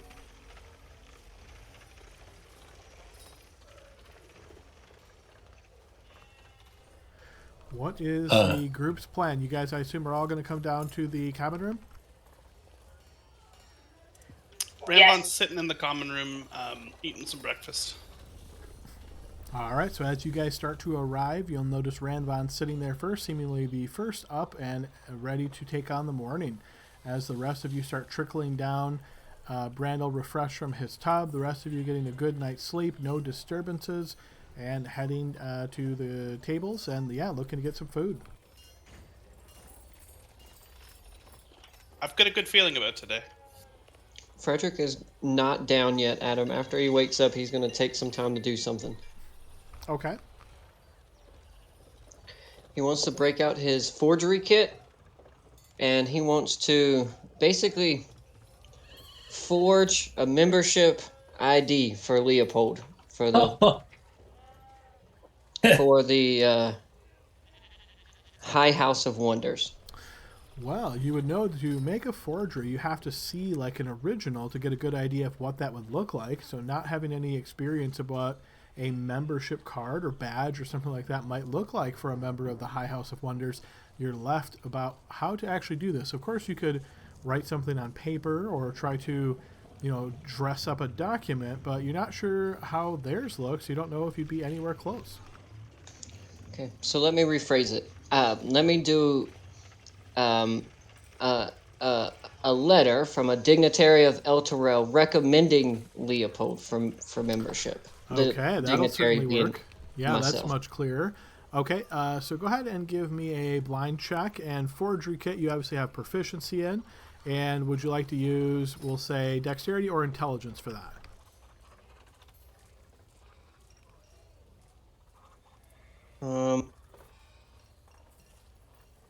They're both the same. So let's just go with intelligence. And Okay. let me drag my token over. Sure, yeah. Feel free to drop them on the map, and that way you can use your blind check macro. Okay, so I see that Brandel is still upstairs as well.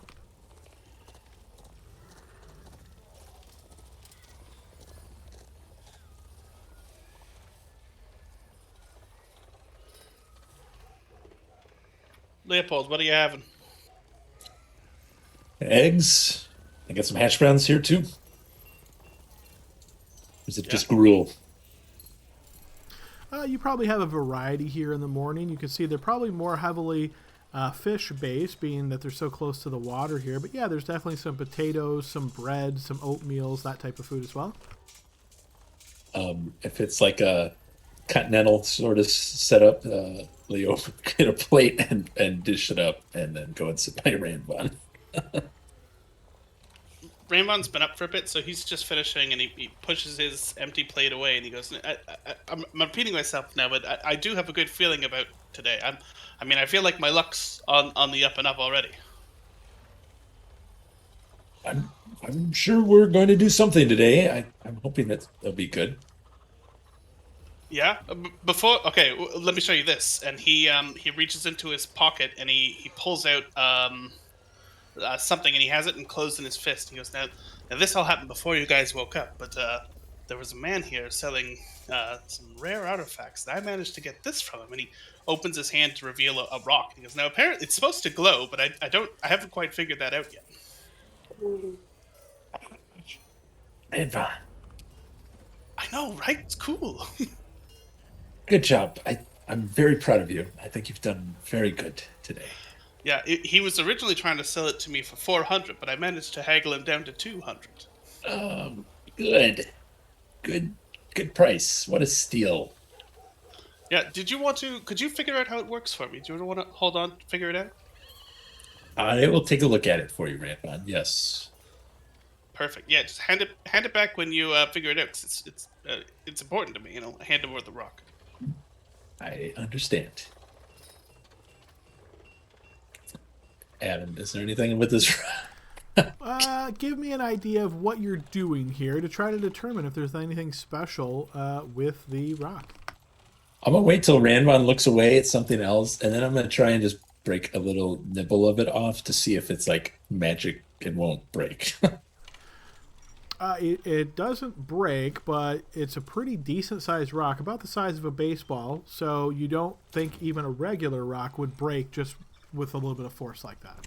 If I take out one of my tools and just kind of scratch it along the side, does it give like a little line, like a?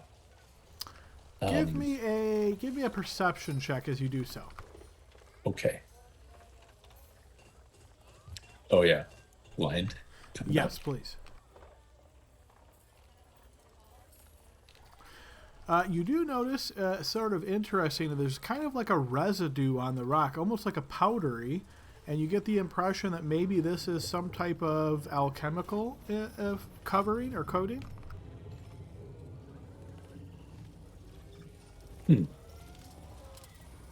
Now in Matt's brain, is this legitimate, or did I just roll that badly and Adam's missing?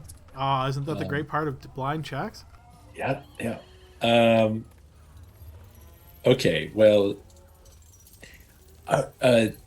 tell you what, Ranvan, I'm gonna hold on to this for a little bit, and when I have some time, I'll put it under some real observations. Unless you want it back to hold on to for now. No, you take your time. I mean, it doesn't. I need to be able to know how to turn it on to really get the full value of the thing. I'll see what I can do.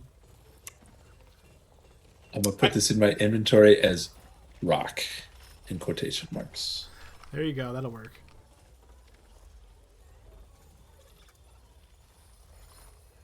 And he just pats Ranvan on the shoulder. Actually, It'll because be a good this thing. always happens when we write stuff down, and then weeks or months later, we're like, "What was this again?" So do rock, comma Riker, and that'll certainly remind me. Okay, put him in there. Oh, with a Y. Yeah, All the these with Y's the are Y. heavy today. All right, guys. So you're coming down. Most of you have come down. You've eaten some breakfast. Brandel, after you take care of your miscellaneous tasks, do you head on down as well?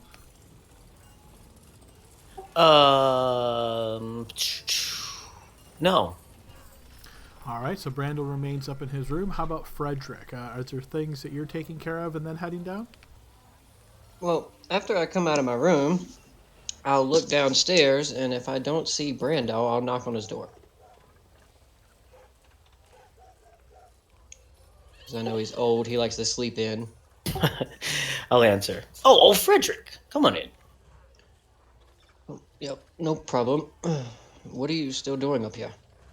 Oh, I've been up for hours. You get my age, you know, 5 hours of sleep is about all you need. What you'll see is an unseen servant, like an invisible. My satchel's being stuffed by an invisible hand, and you'll see a cat that'll rub up against your leg as you open the door. Hey, Larry. Yeah, that's a good name. I haven't named him yet. But yeah, that's Larry. I'm just packing up. I was able to identify these items this morning and, rearrange my spell book at the appropriate levels. Are they waiting for me? I don't know. It looks like they're eating breakfast. But Yes, come on in. yeah, let me shut this door behind me. And look, I wanted to show you something I found on the ship, but I did not trust Tristram, and I forgot about it up until this morning. Here, I want you to see if it is special in any way. I found it on the ship. It was kind of on its own shelf.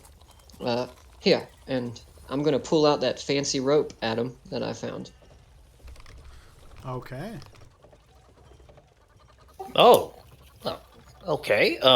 Please have a seat, and you'll see invisible teacup brought your way as an invisible servant serves you tea. Thanks. It's very interesting. Yeah, just give me a few minutes. If you want to go downstairs, it's fine. It could be quite boring watching me meditate on this object. No, I'll wait.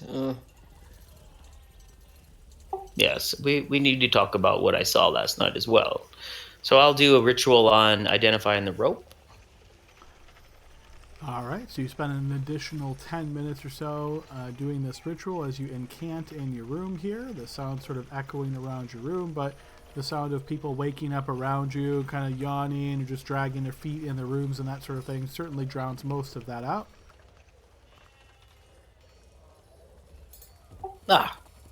Sure enough. It's a rope of climbing. I'll hand it back to you. Could be useful. Thank you. I sensed it had a little bit of magical filigree with all that gold and stuff. A rope of climbing. What does it do? Well, if you just go to your compendium, you could drag it onto your sheet. I don't know what it does. Yes, that's probably best advice I could give as well. I could certainly read it out to you, but yeah, it might be the easiest. Just drag it and read it. Will do. Oh, run along. I'll just have a few minutes here, and I'll be down in like another minute. I'm sorry to keep everyone waiting. But if you could, eggs over easy, not runny, and maybe a bit of bacon this morning. I feel like it's a good day. All right. And as I exit, I'll say, sausage and toast coming up.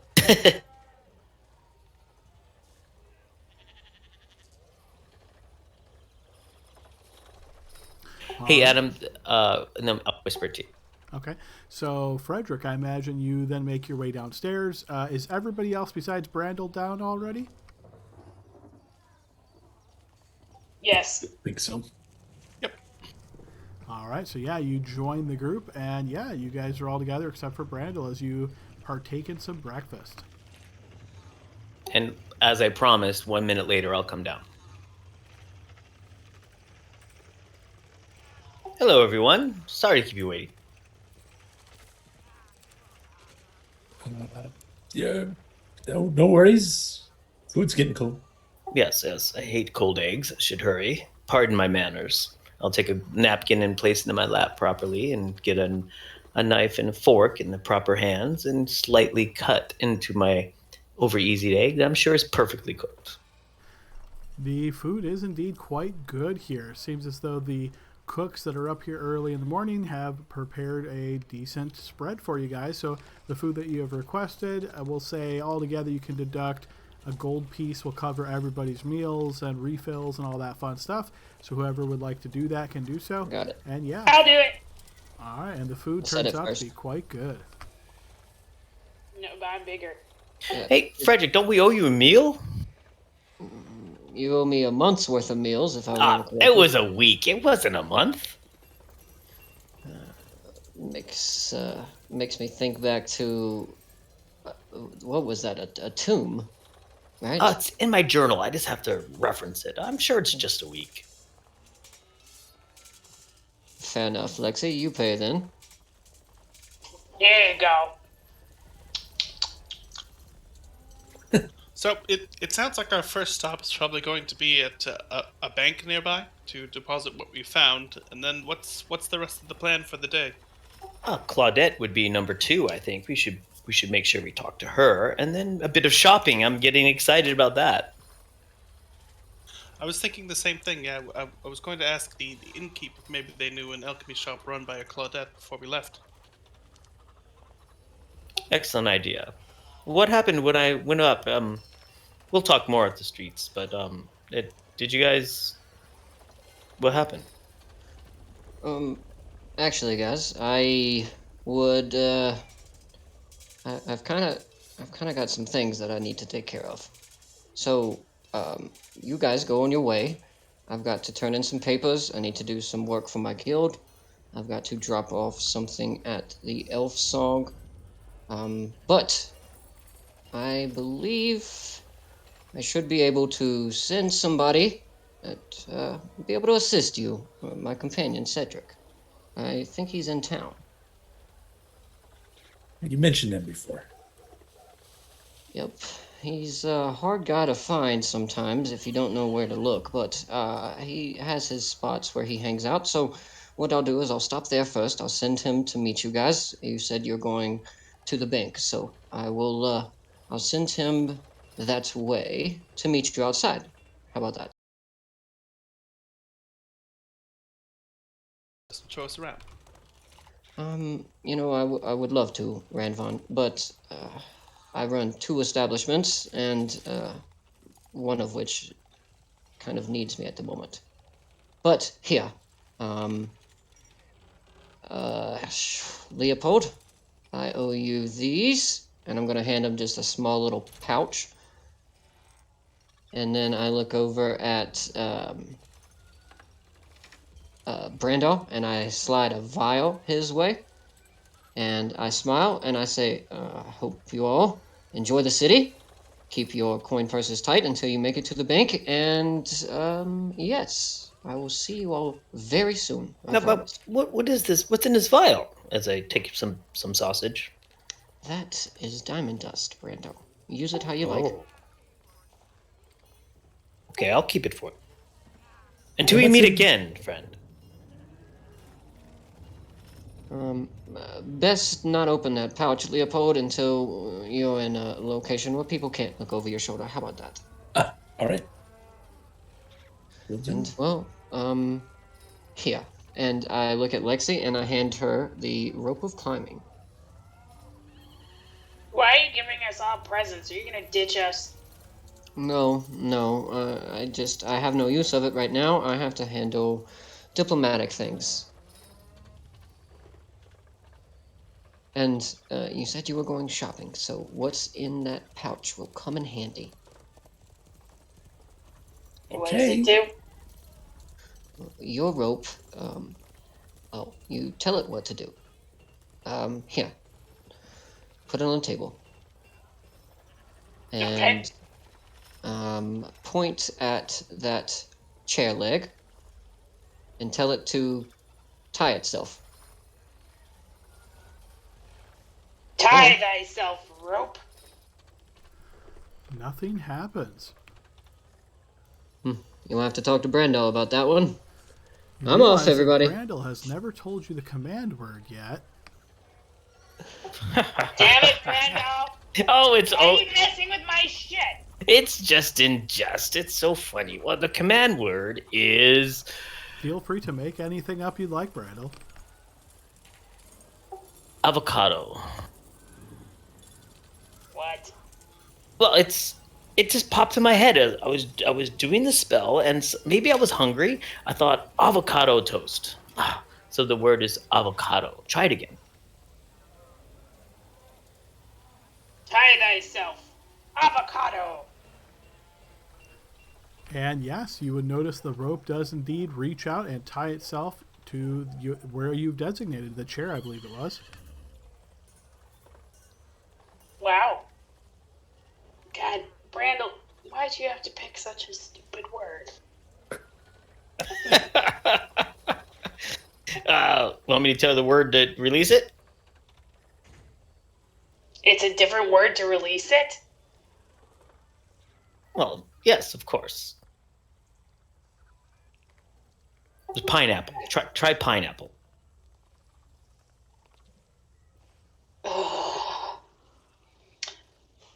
Pineapple, untie thyself. And it does. You should probably write that down, as I say, with a mouthful of bacon and eggs.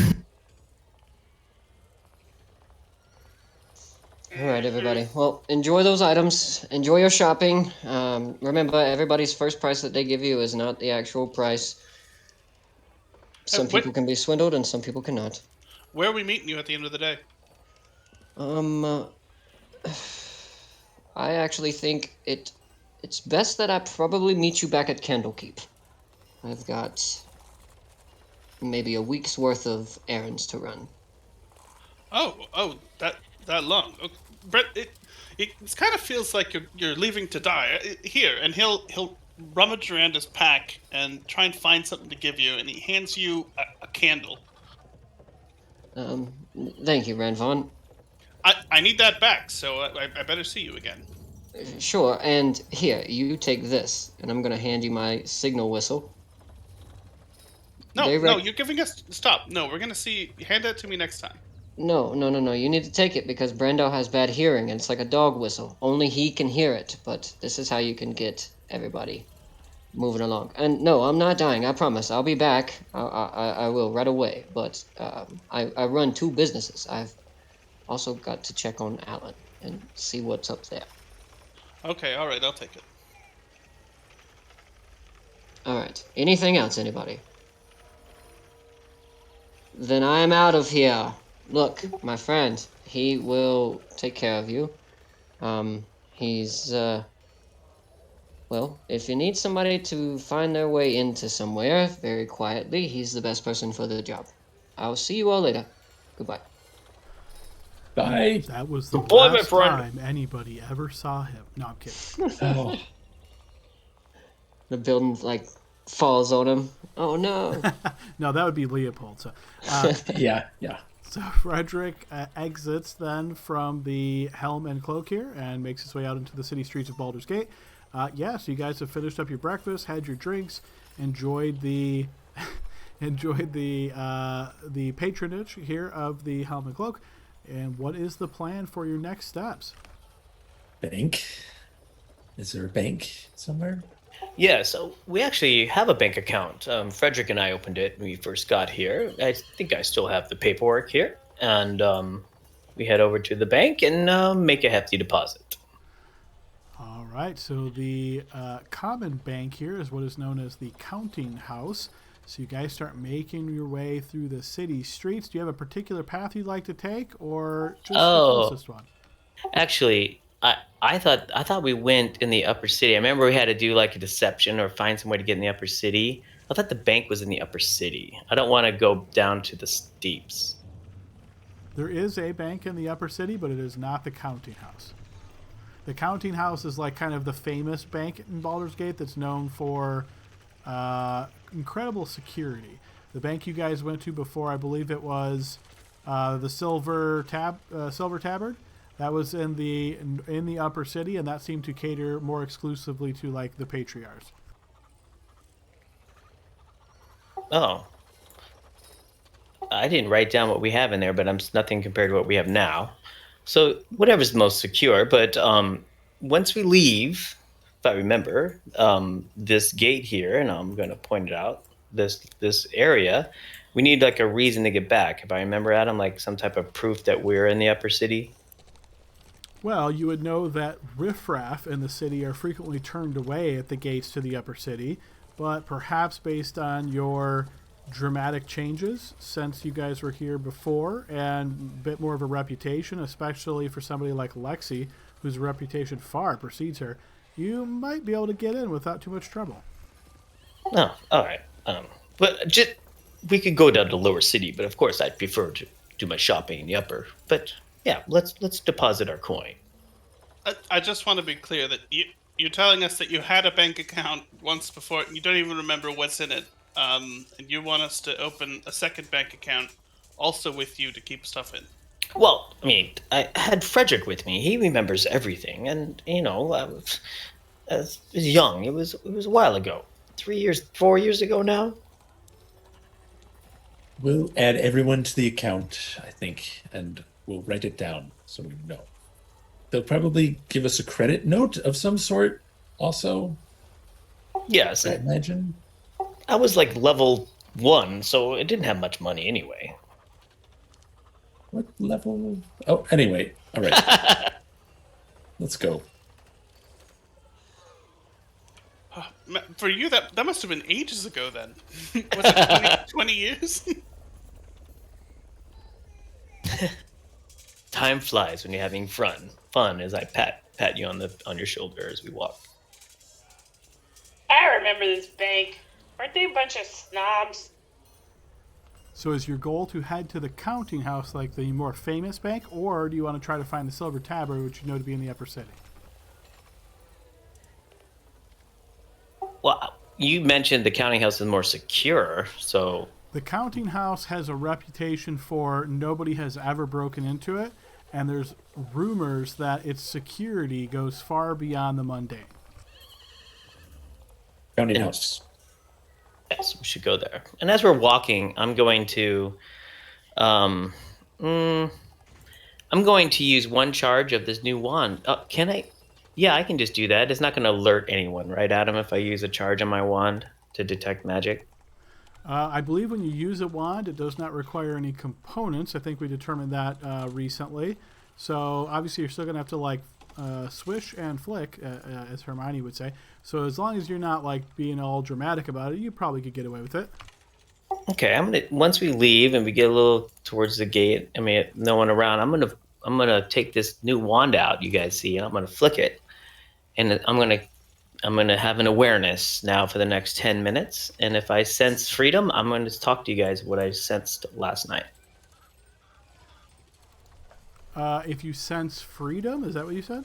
Yeah, from any magic around in the next 10 minutes. Yeah, I mean, you certainly would detect magic as you're walking. There's quite a bit of different, like, minor magic you might think around town. So you might notice, for example, a lamppost that's affected by a continual light spell. Occasionally, maybe somebody walking by with a magic item. The glow rock does not register as magical, but there is different pieces of things like that around the area that could light up to that effect. Okay, so nothing following us.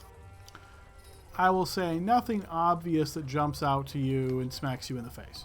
Okay, then I'll say, all right, guys, come closer here. As we walk, completely natural. Last night I sensed a scrying presence around our table. I don't know why, from whom, its purpose or intent. It might just be something that the manager does as he looks at tables, but made me very uncomfortable. It was that fucker Rykard, wasn't it? Who's that? I knew I should have kicked his ass. Who's that this? Homeless, the one with that apparently we got the rock from now, Ranvon. You bought a rock? Well, okay, it was gonna be a surprise, but yes, it's a rock that it glows. Leopold, have you figured it out yet? I still have to run some tests on it. Uh-huh. Well, you can show him at least. Show him the rock. Show him how cool it is. Leo, with his one hand goes over his face to hide how bad he feels, and the other hand goes into his pocket and pulls out the rock. That rock. Okay. And then Leo looks up and he looks over at everyone and he says, I haven't figured it out yet, but we'll get there. And he kind of gives them a look. Okay, well, I'm more concerned that the proprietor of a 4-star inn and restaurant would allow private sales. I mean, I would have got right away to the manager and complained, probably harassed you guys trying to sell this this normal item for you guys. How impertinent, how disgraceful. I think it'll be okay, Brendel. And Leo puts the rock back in his pocket and he'll say, I'll figure it out later, thumbs up. Okay. I mean, in a regular place, that makes sense, right? They're coming to try and sell you whatever garbage they can have, but this guy had like the real deal stuff. Yes, but this is I know it's not water deep, which would never be allowed in the proprietors up there, but we should be more careful. No, I'm sure Leo will figure it out. I have the utmost faith in him. I'll put my best mind to it. That didn't make sense. We're going to the bank now. Let's just keep walking. All right, you guys make your way through the upper city here, passing by the High House of Wonders once again, making your way through what is known as the Gond Gate, where you notice that the guards have a bit of a relaxed posture here. Not too much activity or traffic passing through this particular gate, so they kind of let you through without much fuss. And you find yourself in maybe a slightly rougher area, but this is still not the lower city. It's decent here. And you make your way through these sort of city streets, heading over towards the counting house. Once you arrive in front of the counting house, you can see that it is a fairly impressive looking building. You get the impression almost of like a small fortress, perhaps. You can see that there is a few guards right out front, and there is pretty thick traffic going both ways. A few people, popping in, people coming out, and as some enter or leave, they are pretty quickly replaced by others. Okay, so before we get in here, how much are we depositing? All right, we've got 6,500 in the bag, correct? And then between all of us, another 12, and then a variety of gems and whatnot, which I suppose we probably just hold on to those and try and trade their value in. that way. Well, Will the I'm bank just not take them for us and handle that themselves? They might, but they might also charge a commission, maybe. I should be able to ascertain all of the the worth of the diamond or the gems that we have at least. In fact, I think I did already. I think you did too. Yeah.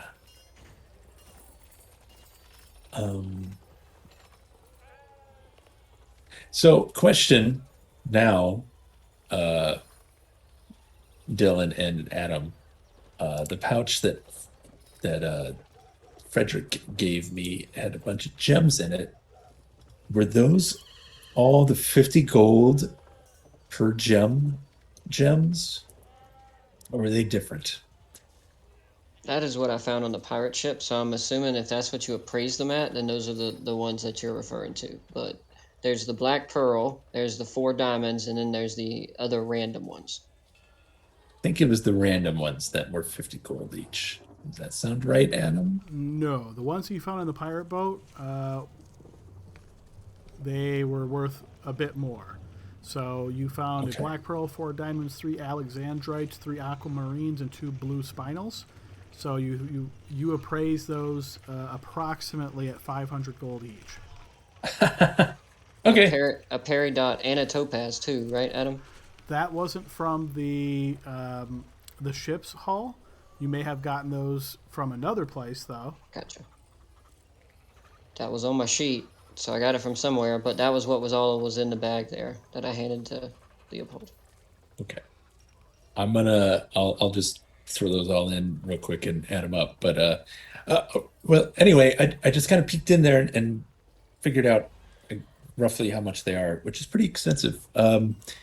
Expensive. So again, up to you all, but if we have most of it in the bank, then it can't be taken off of our dead corpses on the way back. Are we able to spend it freely if it's in the bank, or should we should probably still keep some, right? If I remember, they gave us a writ of propriety that we actually, it's like a checkbook. Does that just let us take it back out from them, or can we spend that in places? Yeah, so the vendor will have a note from us with our number, and they'll come and get the cash. Is that right, Adam? Something like that? In the more high-scale areas of Baldur's Gate, when you do a deposit in the counting house, you get what's known as a letter of credit. So basically says, these folks are worth X amount kind of thing. And yeah, for technical purposes, there's probably like something similar to maybe an account number or something like that on there. And you can use that to purchase things, but it has to be, something that would need to be confirmed. So you can get either multiple letters of credit that indicate specified amounts, and then you can actually spend those as though they were gold. Or you can get basically, think of it as a note that says like, yeah, these guys have X amount approximately sitting in the bank, and you can use that for bargaining purposes. So if you're buying something very large, then the person could take that to the bank, to the counting house here, and procure funds from that letter of credit. Okay, so it sounds like we should just deposit a lot of it. Yes. Just so you guys know, I'm going to be acquiring at least 2,500 gold pieces. For what? Oh, well, I'm so glad you asked. You see, I need some ruby dust. Yes, you see, very important ruby dust. And I need a new globe, a new orb that I can look through. You know the crystal orbs I use? I need another one that's really nice. What's wrong with the one you have? We have an orb at home. Well, it's small and it doesn't give me the vision that I need. Okay. It's a thing with wizards. Their stuff is all ridiculously marked up. Besides, you can't have too many orbs, right? It's true. You can't even use more than one at once, right? So isn't more than one too many? No, this one has to be really nice with a gold base. I'd like it to have like a gold base. Okay, Brando. well, how much do you have on you? I have 2,500 on me right now. Okay, so you're not depositing anything. I'm carrying 3,800, so I can deposit pretty much all of that. I'll probably keep 200. I have 524, and I'm keeping it. I've got 2,000. Well, a little under 2,000. I'll keep some of that, but deposit most of it. Who knows how much Dell has? He had a lot. Can I have a couple $100 in case I see a nice hat while I'm looking around? You. Sure. Yes. Thank you. Okay, So- we go into the bank. All right, you make your way into the counting house, and you can see that this is a pretty packed place. There's people, think of it as almost like a big horseshoe shape, where there's all these different counters and folks stepping up to them, and you can see these sort of like accountant type folks that look very studious behind them and dealing with, speaking with them about financial matters, writing in some documentation, all that fun stuff. And yeah, you wait just maybe 5 minutes or so as an area in one of these sections clears up, and you can see there's this man standing behind the counter, and you see he looks up towards you with a bored expression on his face, and he just motions with a couple of fingers for you to approach. Hello, we are adventurers. We have a lot of gold we recently collected. Our friend here, Brandel, has an account. We would like to deposit it into that. I see. And what is your account number? Brandel? Yes. What is my account number?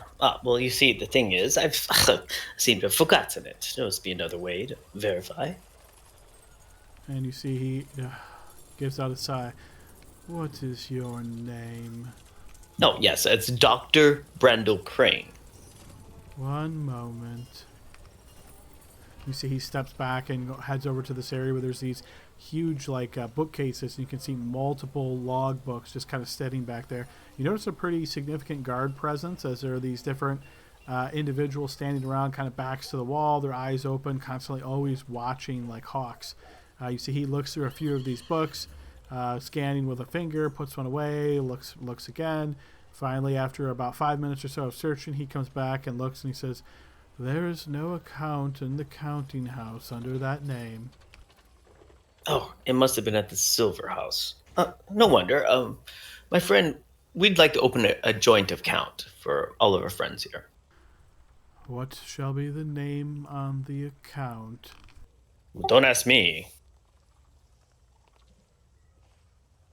Lords above, did we come up with a group name, or did we just keep saying we were going to do that? That's what we did last time, and I forgot the group name that we gave ourselves. Do you remember, Dylan? No, I don't. Didn't everybody, nobody would pick something and somebody just named it after themselves? Yeah, it was Solomir's gang for a while. Yeah. That's what it should be, man. Solomir's squad.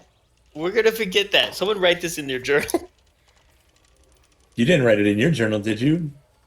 No, I did not. I remember in my journal, I did not write the specific name. Actually, I didn't start the journal till we went to El Torel anyway. Right. Solomir's squad. The Conquerors of Avernus. I like hers. Avernus Conquerors, thank you. We didn't really conquer. I mean, it feels like near the end there, we didn't really do too much at all. More like A survivors. quibbling Ranvon. No, semantics are very important. More like Liberators of El Torel. That's good. See, Randon agrees. I want to be a conqueror. But remember we talked about how we sound with our words to other people. Conquerors has like a mean thing going for it. Liberator, now that's nice. You notice the guy behind the counter. Okay, Liberator's fine. Let's go. I don't like it.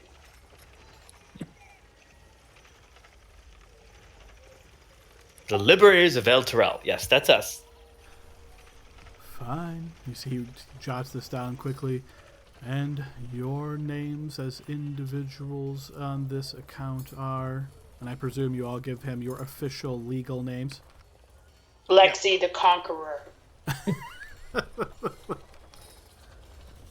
And you notice he jots these down very, very lazily, almost bored, like, what shall you be depositing today?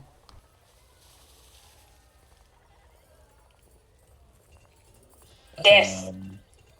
She'll hand over the 6,500. And this. And he hands over his amount. And this too.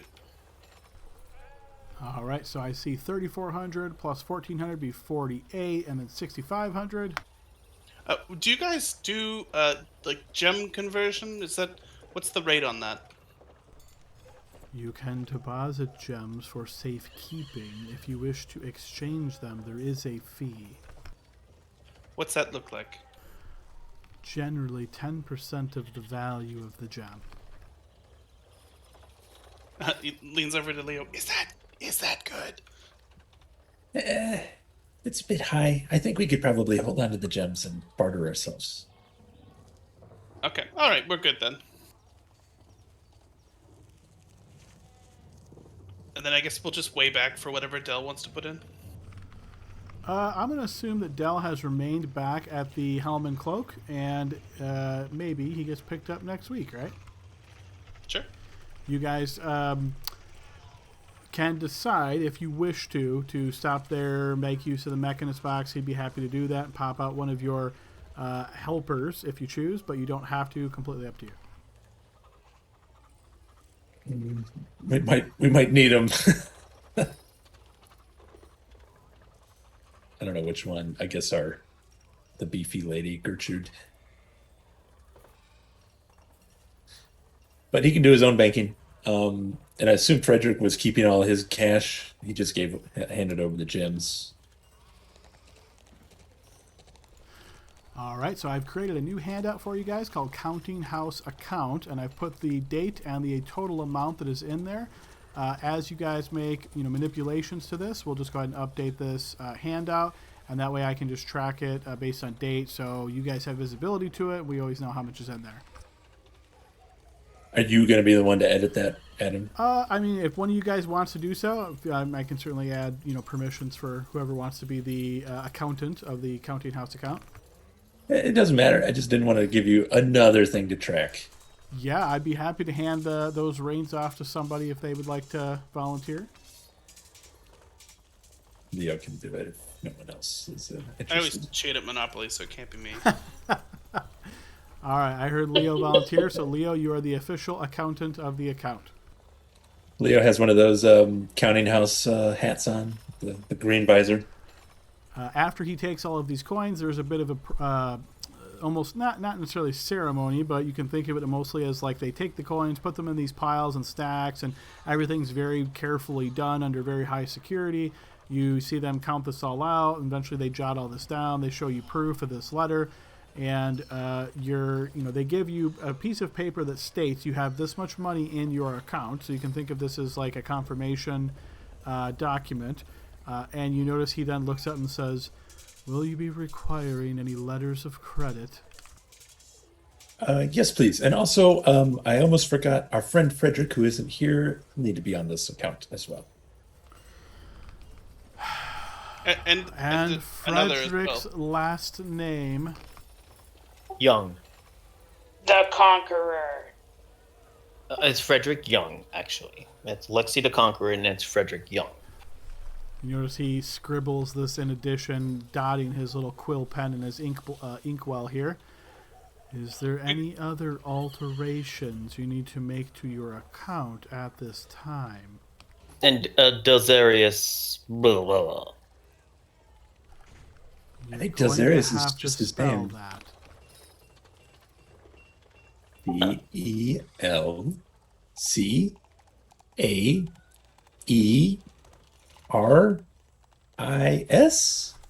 He scribbles that down as well. Okay, it is done. Thank you. And yes, we will need a credit letter. Do you wish to have a verification letter of credit that simply states how much is in your account, or would you prefer letters of credit that can be used as currency? What happens if we lose the letters of credit? If nobody has used them, then no problem. You simply tell us to invalidate any letters of credit, and we will do so. But if you do not tell us before they are used, then that luck is yours and bad. Right. Why don't we just do the letters saying that we have the funds, and we'll go from there.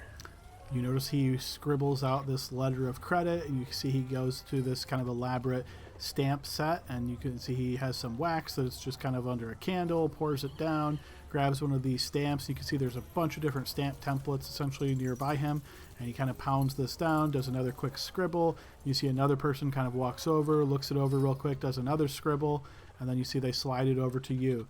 And you can see, yeah, this looks to be like an official letter of credit verification of how much money you have in your account. Hey, Thank you. Brendel, how much did you have in that account before we added all the other stuff? Well, the bank it was different. It was in the upper city. It's not even associated with this bank, and I don't know. Maybe I could pay a visit. If I could just remember the name. You have two bank accounts now? Yes, you're right. Is that Everyone has two beneficial? bank accounts. Is that beneficial in some way? Yes, you could link certain things that you want to keep quiet in different accounts, and then kind of way of shuffling things around. Ranvon, Brandel's fancy. Oh. And he'll nod like he understands, but he doesn't. I think Sure. But Go ahead. Yeah, I was just gonna say, I think that is all we need to do now here. Right? Thank you for Yes. your patronage. Have a good day. You're welcome. Right, Brandel slaps to death. Let's go shopping. Goodbye. As you guys turn and leave this area, exiting from the bank, you notice a figure standing probably close by the bank who's got his eyes peeled on the bank doors. And this figure, go ahead and describe what he looks like, Dylan.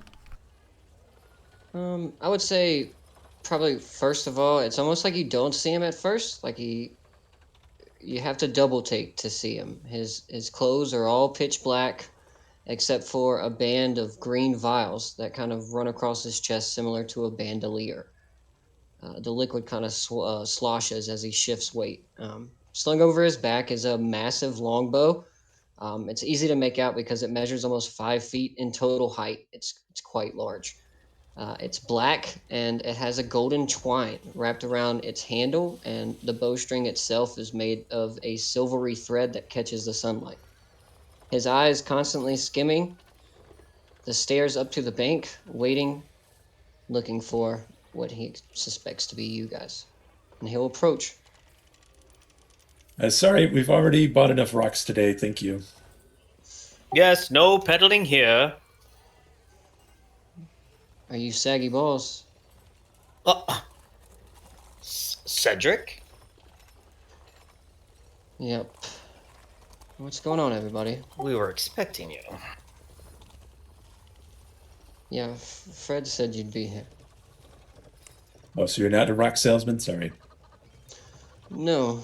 You must be the one that fell in love with the succubus. Wow, that's what Frederick told you? Boy. I mean, she was very nice, don't get me wrong, but fall in love, that's a little strong. He said you carry around a doll that looks like yourself. Well, she made it. It was nice. It was a nice thing. Mm-hmm. He's weird. You're right. Well met. I bet you can't tell who I am. The one with the fish. You must be Ranvon. He turns back to the others. Does Frederick not like us? I don't know. Frederick has an odd way of identifying people that he cares for. If it makes you feel any better, I'm Mustache. Well, you can probably guess who's last then, but not least. The Conqueror. My reputation precedes me. I know that I can't replace Frederick, everyone, but please excuse his absence. He was needed. He's got a lot of fingers in pies these days. That's fine. Welcome aboard, I guess. Not a problem. He said something about shopping. Yes, you're just in time. Yes, and actually, my name is Saggy Balls is kind of it's an inside joke.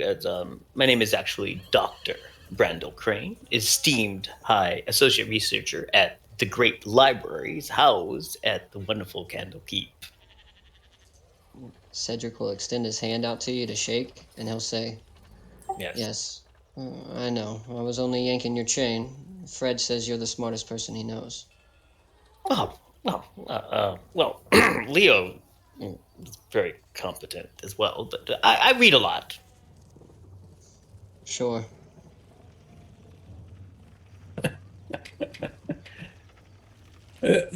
We all read a lot. Come on.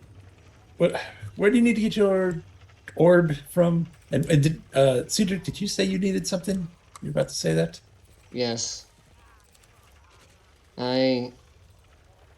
Well, an oddity shop would probably work for me. I need a spell component.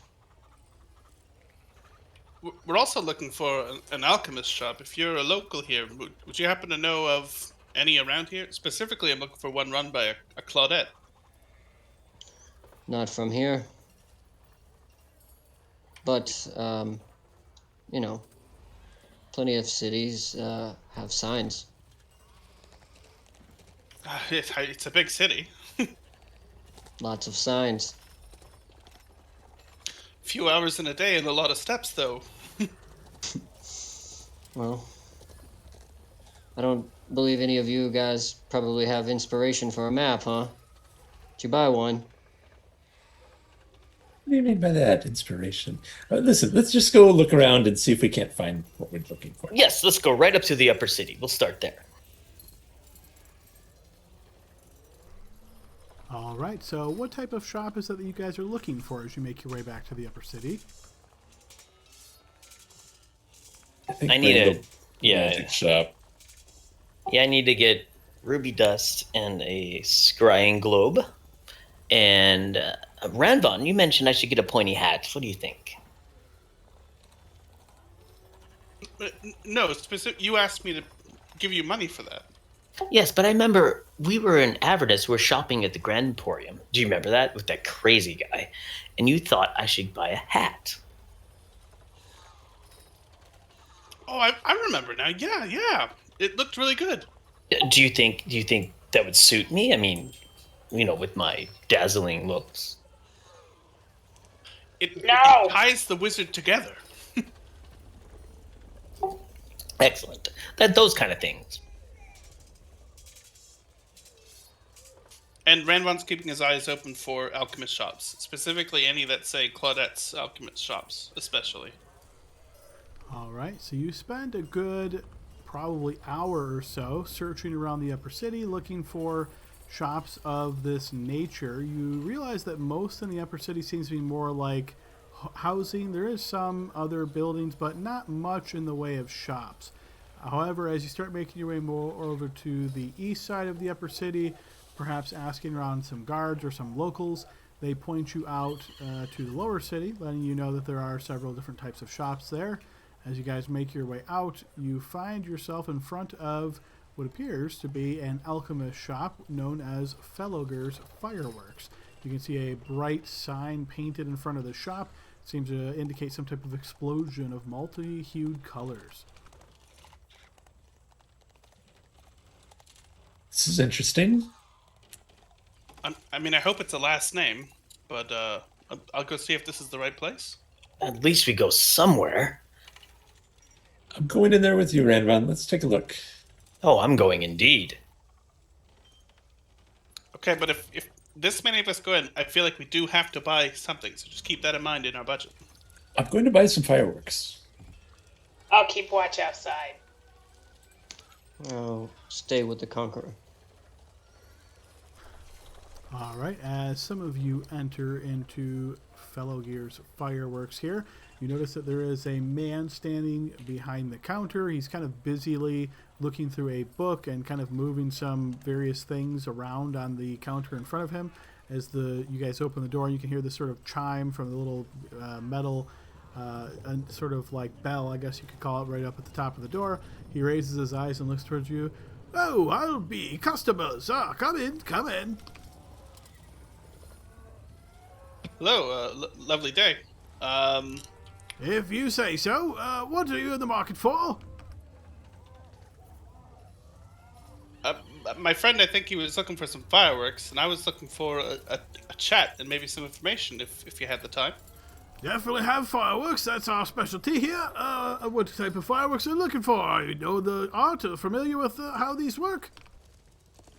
I would say passing familiarity.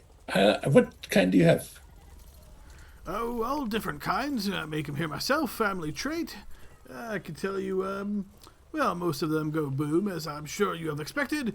But yes, indeed, there are some that already have other accompaniment effects.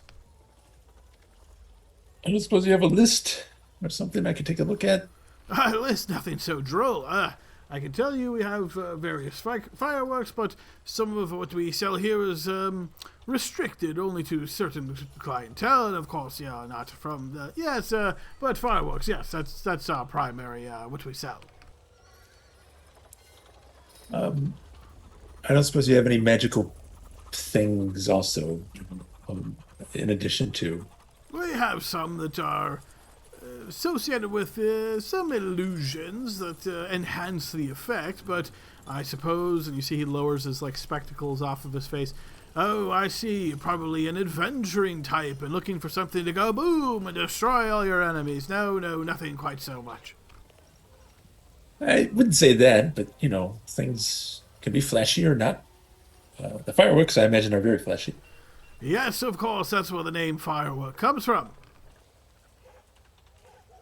Well, Leopold, treat yourself, right? Get the best one.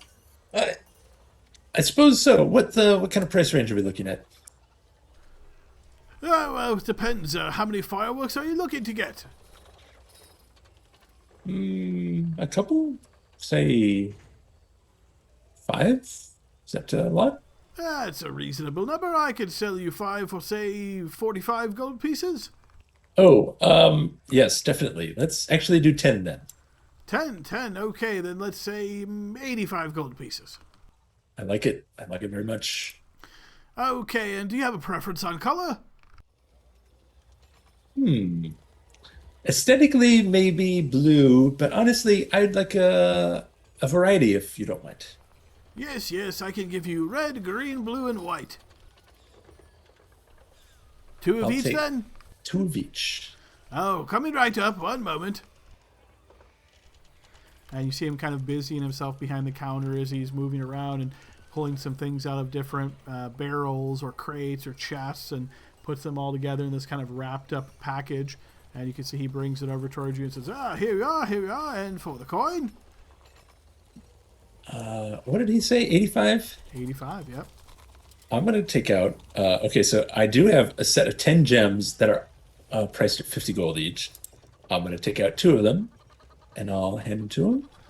And you see he looks to him and says, oh, I'm afraid I can't tell you how much those are worth, but just the 85 gold then. Okay. I'll just give him 85 gold. And Actual 85 gold. He takes the coin from you, counting it quickly, and slides this package over to us. There, you find them to be quite well. Say, you wouldn't happen to know of a Claudette that works at an alchemy shop. She doesn't work here, does she? And you see he turns and looks towards you, his eyes narrowing a bit. But who is asking, and what is the purpose? I was looking to bring her some unfortunate news, actually, about her son. Um, No, sorry, that's not true. About a Xavier Willis. Oh, yes. What news do you have of Xavier? Did you know him? Yes, I did. Okay, well, unfortunately, we came across the man passed away. Um, not some, not too long ago. I gave him his rights. We buried the man, and I asked who I should let know about it, and he told me Claudette. So I was just looking to pass it on. And you notice this look on his face gets like real sour. Are you trying to have a joke on me? Is that what you're after? There's nothing funny about it, sir. You asked a dead man what he wanted to say, and this is what he told you, and this is not a joke. Oh, I'm a man of Torm. No, of Tyr. Sorry. Mhm. Edit the record. It's the hat. The hat messes me up. I'm a man of Tyr. I'm able to speak with the dead, and that's how I did it. Ghastly. Very ghastly indeed. Well, that's unfortunate to hear, but just between you and I, probably for the best. That's unfortunate. Claudette, then, do you think maybe it's best that you pass the message on, or should I tell her? I'll let you pick. Yes, I shall take care of this. I don't think she needs to know at all. But yes, don't worry. I appreciate you having delivered the message. Yes, unfortunate, but probably for the best. Okay, if you don't mind me asking, what was Claudette to Xavier? Oh, Claudette, well, she is my daughter, and she was involved in this relationship with this man, and, well, let's just say it wasn't well from the start. He was always had this misguided adventures and told her how he was going to be important and all of these big, wonderful things that, of course, never came true. Last, she said something about having found some ultimate goal, or I don't even know what the man said, but it was something strange. It didn't work out. If it matters at all, he passed away just south of the Cloakwood. That's where we buried him in the end. Yes, strange. I think he did say something of heading to Candlekeep, but, well, it's a dangerous place. I told him that many times. He chose not to listen, so, well, that's just how it goes. Okay, that's my work done then. Thank you for your time, sir. Thank you. Yes, thank you. Thank you for your patronage. Before we leave, I don't suppose you could point us in the direction of an actual magical item shop? Well, there's a few different things. What type of magical items are you looking for? My friend needs an orb and a few other little components. Oh, I would try the Sorcerer's Sundries. That's probably going to be your best bet for those type of items. All right. Can you just point us in the direction? Just take this thoroughfare here, head northeast, and continue on the path. You'll find it hard to miss the bright blue building. Thank you very much. Yes, thank you. I presume you guys exit out of here? Yeah. All right, Yep. and follow the instructions to make your way over to Sorcerer's Sundries. Yep. And of course, Brendel has attempted to be robbed here, I think, in the past. So he's very mindful of his coin purse. Yes, and as you think back on those times, Brandel, yes, Baldur's Gate is still obviously a place where some criminal activity occurs, but you seem to recall a big part of that element was this huge influx of refugees that had come in from Elturel, and after the year has passed, it seems as though many of them have either moved on or found more permanent residence here in Baldur's Gate. Not nearly as many, folks just kind of making temporary homes of the streets and the alleyways and that sort of thing. So you don't notice nearly as much things that give you cause for concern. Oh, excellent. This city has changed quite a bit more relaxed. It has potential.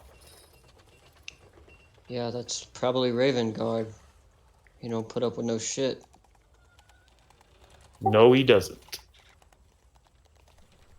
All right, as you guys make your way down this path, you do indeed see a bright blue building. And as you look at the sign, you notice that the sign itself is actually what appears to be almost like a vial and like a bar of soap. And as you watch the sign, the bar of soap actually moves, and you see the vial like dumps, and it looks like it's pouring liquid. It never actually hits the ground. It just seems to be contained in the sign, some type of minor magical effect. That's quite clever. I might need to go in as well. I need to find a gilded acorn. Oh. It's odd. Okay, let's have a look. I'll stay out here. All right, as you enter, you notice a dwarven woman sitting behind the counter here. And you see she turns and looks towards you and says, "Come in, come in." Oh, yes. Thank you. What can I get for you? Well, yes, very specifically, I would like to know if you have any ruby dusts that I may buy from you to start off. Yes, of course, we have ruby dust. Excellent, excellent. And I see a collection of orbs. I don't know if I do, but I'd like to peruse them, please. What type of orb are you looking for? Well, I have something in my mind. It's a decent sized orb, like the size of a cantaloupe, I would imagine, and with a nice gold filigree. And don't be stingy on it. I want to see your finest orb. And you know, she smiles a bit and says, "That's wonderful. I assume you have the means to purchase something of such luxury." Oh, yes, of course. Well, that's great, then, yes. How much ruby dust will you be needing? Well, according to my calculations, I need 1,500 gold worth of ruby dust. Yes, I see. That can be handled. Oh, excellent. She seems to move around in the back here and collect different things, opening some different shelves and drawers, that type of thing, and does indeed produce a bag. You're kind of surprised to see the bag is not very large at all. And you see she sets it down. She says, "This is 1,500 gold pieces worth of ruby dust, and it is yours for the low price of 1,550. Oh, okay. Well, let's talk about the orbs then. Yes, you said a very nice orb with gold filigree. Let me see what I have in stock. And what is the price that you're looking to get? I assume it specifies a cost. I need $1,000 scrying orb. 1,000 gold. She looks in the back, kind of opens a little closet, kind of looks through, comes back a little bit later, and you can see there's actually like a golden pedestal that looks like it's made in the shape of a dragon with its jaws open very, very wide as though it's taking a bite, and right between its teeth and its mouth is this very pristine looking crystal-like orb. And you see she brings it out and sets it down and says, I think this will do fine. I'm afraid it's a bit more expensive probably than what you're expecting, but I can sell you this for 1,200. Oh, okay. How about this? I'll take both of these for 2,600 gold pieces. Give me a persuasion check. Ah, okay. I'll give him a flash of genius +5 on that. All right. Oh, let me do my token. Yep, feel free.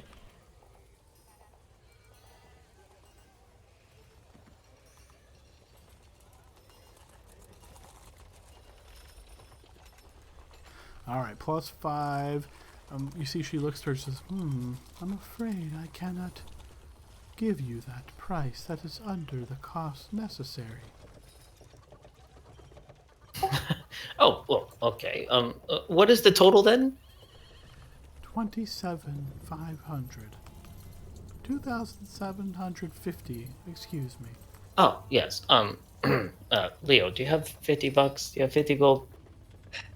Yes. Okay, that'll do fine. Thank you. And she slides both of the items over, and you are handing over, I assume, like big pouches of gold and so forth?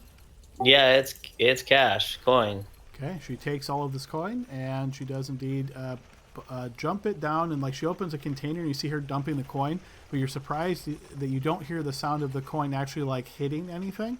It's almost like it goes into a bottomless pit, perhaps some type of a bag of holding maybe. You see after this is done, she just closes it and looks back up and says, "Can I interest you in anything else?" No, I think my fleece is gone. I'm going to go to the frontier. I'll be quick, ma'am. If you don't mind, I need a spell component. Do you sell that kind of thing here? You see she blinks a couple times. "Well, he wasn't buying cookies, so yes, we sell that kind of thing here." Oh, I'm sorry, it's just awfully specific. I need a gilded acorn. "Yes, I have 6 of those. Did you have any other preferences?" Do you have any of them that are tucked with a feather? "Father, one moment." And you see she steps back, once again looking through all of her stuff. And she leans around, she looks back at you, and she says, "Will a leaf do?" It calls for a feather, a tuft of fur, and a fishtail. I can find those if you have a gilded acorn that can open, and I can put them inside. "Yes, I have one that opens." What's your price on it? "And what is the cost, say, in the component?" 200 gold pieces. You see she comes back and says, "Yes, these are somewhat rare. I can sell this to you for 215 gold pieces." That will work for me. And do you have any enchanted arrows or anything along the same line as that? "Yes, I can sell you some enchanted arrows." What's your selections? "Most of them are simply magic arrows, meaning that they will damage opponents more effectively that are resistant to non-magical weapons. Even more potent things I could acquire for you, but I do not keep them in stock." What's the cost of your magic arrows?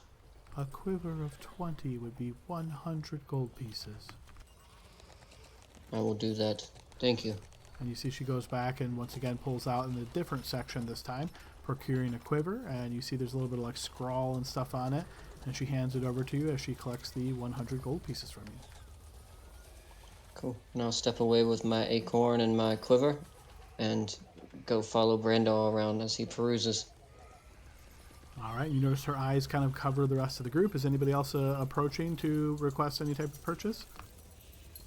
Ranvon's looking for like the bargain bin trinkets. You don't really see any kind of like bin or anything that you're able to go through yourself. You can see a lot of like curios and knickknacks are on the walls, but you get the impression these are more decorative really than functional.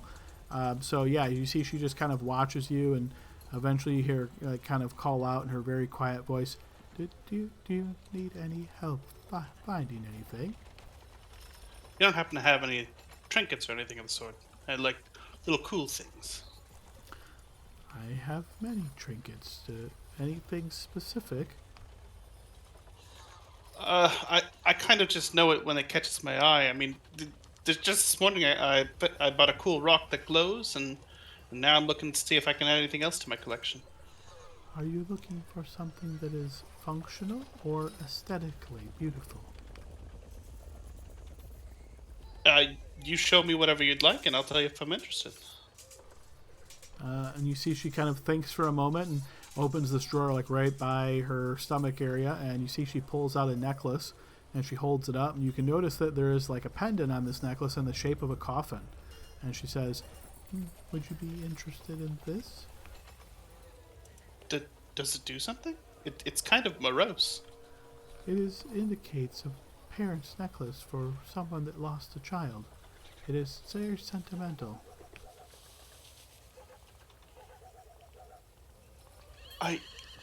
It seems it's quite gothic. I don't know if it would fly with kind of the vibe I'm going for. What is your vibe?" I kind of want to be a symbol that inspires hope in people, you know, like hey, I'm here. No need to worry anymore. Let me think if I have anything like that. And you see her kind of like racking her brain. I have this pair of slippers, and you see she like reaches down once again and pulls them out. You can see there's a bunch of like hearts and moons emblazoned upon them, surely to attract the eye of anybody looking. Inside, Ramblon's like, those are so cool. And he's trying to play it cool to get a good price. He goes, I might be interested in those. How much are they? 35 gold pieces. I know a deal when I see one. Sold. And she slides them over very carefully as she collects the coin. Oh, these are fantastic. Thank you. And he'll rush out because in his mind he's like, I gotta get out of here before she asks for them back. All right, you make your way out. Is there anybody still inside Sorcerer's Sundries? Leo left. All right, sounds like Lexi's everybody has made their way out. Lexi was stayed outside, and I believe somebody stayed with Lexi, right? Who was the other person that stayed out? Or maybe it was just Lexi. Okay, so you guys group up after having this little encounter in Sorcerer's Sundries, and what is your plan? Where would you like to head next? It seems like we kind of told the guy at the House of Wonders that we would give them a hand and might give us a chance to go talk to Ravengard and see if he has anything going on also or knows something a little more about it. Do we want to do that? I know we have to get the pages back. Yeah, I was going to say, Fred said Brandal was getting cold sweats thinking about getting those pages back. Yes, and remember, we're getting paid if it's all of it, we're getting paid 8,000 gold pieces just for this mission to get the pages back. We can always come back. But if we leave now, we'll get a good days of travel without wasting any sunlight. But I am new here. I do not care. He told me to protect the old man, though. Oh, he's nice. So are you leaving the city with us then? Yes, until Fred returns, I am to be with you. Do you owe the man or something?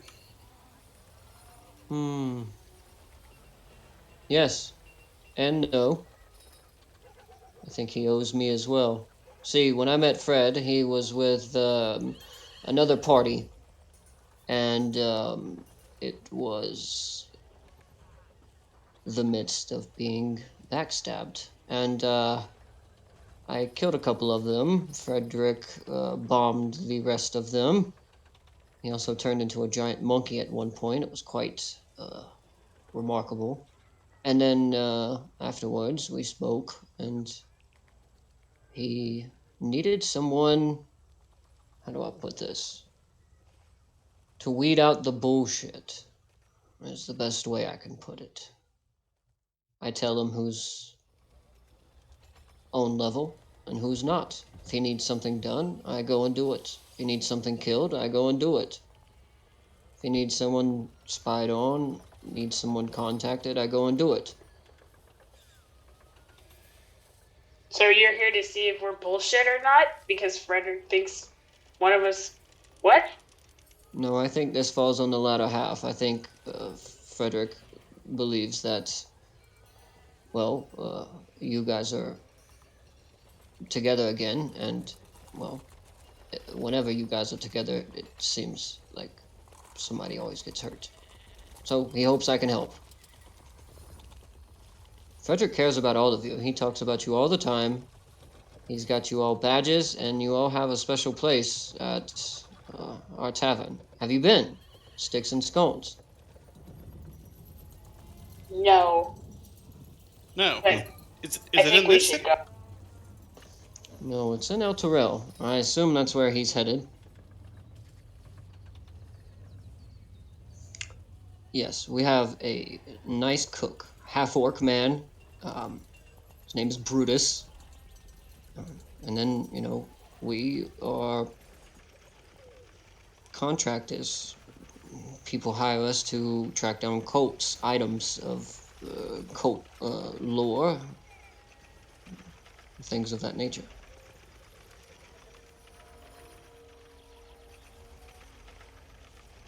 Well, if it involves booze, I'll go. Well, I think Fred is actually probably acquiring a new contract, which is why he sent me here with you guys. It sounds like you are at the tail end of finishing one and need protection back to Candlekeep. That's about right. Yeah, that's good to hear. I kind of thought that you were kind of stuck babysitting us or something, but if you're here of your own accord, that works. Yeah, I was on my own for quite a long time. Have you ever heard of the Underdark? I have heard of that. Yeah, I fell into a hole and lived there for about 3.5 years. And when I emerged, Fred healed my wounds. It was nothing more that I could do than to serve him. Now, Forever? not necessarily. At first, yes, but now we kind of see eye to eye. We have a goal with Lulu's Legion. We really want to drive the occult out of the Sword Coast here with Baldur's Gate and El Turel. So we pick up all sorts of contracts. And he trusts me. If I see something suspicious, we track it down. He mentioned he wants me to look into somebody named Tristram. Said that you guys would tell me more. All right. Yes. We just met him. A slave trader? We don't think so. We think he is more or less on the up and up, but it was a little suspicious that he just appeared out of nowhere. Well, we'll tell you the whole story here.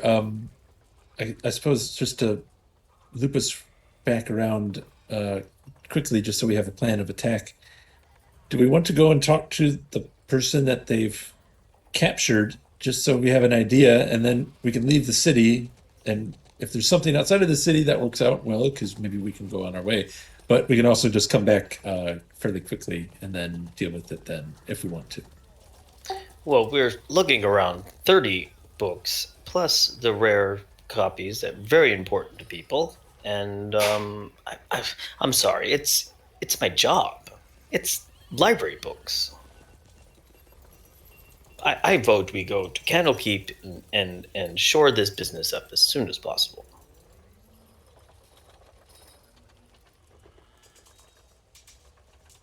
Yep, that's my vote too. We should finish the job we started before we do anything else. It sounds like Fred could teleport to El Turel anyway, so when we meet back up with him, it can get there that way. All right. That's good to me. I'll go along with that. Hopefully the city doesn't blow up, but it probably wasn't that big of a thing. Sorry, what? The city blowing up? Things blow up or get sucked into hell, you know. Well, Baldur's Gate was next on the list. But were we going to go straight to Candlekeep, or did we want to help the who were they? The fantastic makers? The Great Hall of Wondering, House of Wonders. Yes. No, we need to go back to Candlekeep and say we found these rare, torn out books so they can be mended. Shall we buy a few horses then? I am not walking to Candlekeep. I can spare a few coin to buy some. I think that's a good idea. We're really okay with. I thought that. Didn't Fred have a friend who worked at that tavern who might be in trouble? He said he was checking in on that himself, so we could always go give him a hand if you want, but up to you guys. Actually, I have one more thing that we need to find while we're in town. It's actually for Brandel, but the service well. Where are we at right now? Sorcerer's Sundays. Leo's gonna duck back into the shop. The same shop, Sorcerer's Sundries? Yes. Okay. God, did she tell us her name? So bad. Hello, my name's Leo. We were just in here a moment ago. I'm sorry, did we catch your name? I don't think we did. You notice she looks up from where she's sitting here working, and she kind of eyes you for a moment and says, "No, you didn't ask." I'm sorry, kind of aloof sometimes. What is your name? You can call me Sigga. It's good to meet you, Sika, officially. I had a question. Do you sell magic scrolls of the like here? Some. I'm looking for a specific one of the third circle called Sending. I don't have that one. All right. Do you know if there's any other places in town that might carry such a thing? Yes, there is. Probably Unrolling Scroll, maybe? All right. We'll check there. Thank you. We very much appreciate everything. Siga, good luck. And you know And she then he'll nods towards you. head out and I'll say, oh wait, where is it? Sorry. Yeah, it's in the upper city, by the market square. Thank you again. And then he'll go out and say, come on, we're gonna go back to the upper city. We gotta find the scroll. Oh, excellent. Hey, Adam. Yes. On the way, while they're making their way to the upper city, if that's where we're going next, Lexi would like to score some skooma if she can. Sure, yeah. Just like trying to find some from somebody in the streets or like stopping into establishments. Did they sell it in establishments? Depends on the establishment, possibly. Does she make it known that that's what she's trying to do, Natasha? I mean, damn it, Natalie. It's okay. No, she's gonna kind of like keep it her own business. She's not completely trying to hide it, but she's just kind of try and make a very quick transaction. Give me a blind check for persuasion as you kind of talk around to some of these locals and kind of insinuate and try to get there some information of where you might be able to pick something like that up. Most of the people you talk to are kind of they don't really want to open up to you. Maybe that they're a bit intimidated by you, or they just kind of maybe don't want to get involved in this nature, and they kind of avoid any topic or any conversation on this topic. Okay. If she sees like ne'er-do, well, like is the upper city kind of like more fancy than? Yes. Okay, so she might try to venture down to the lower city later. Okay. Yeah. So you guys start making your way through the streets once again, passing by eventually through Baldur's Gate, the main gate here to the upper city, and finding your way over to the shop known as the Unrolling Scroll.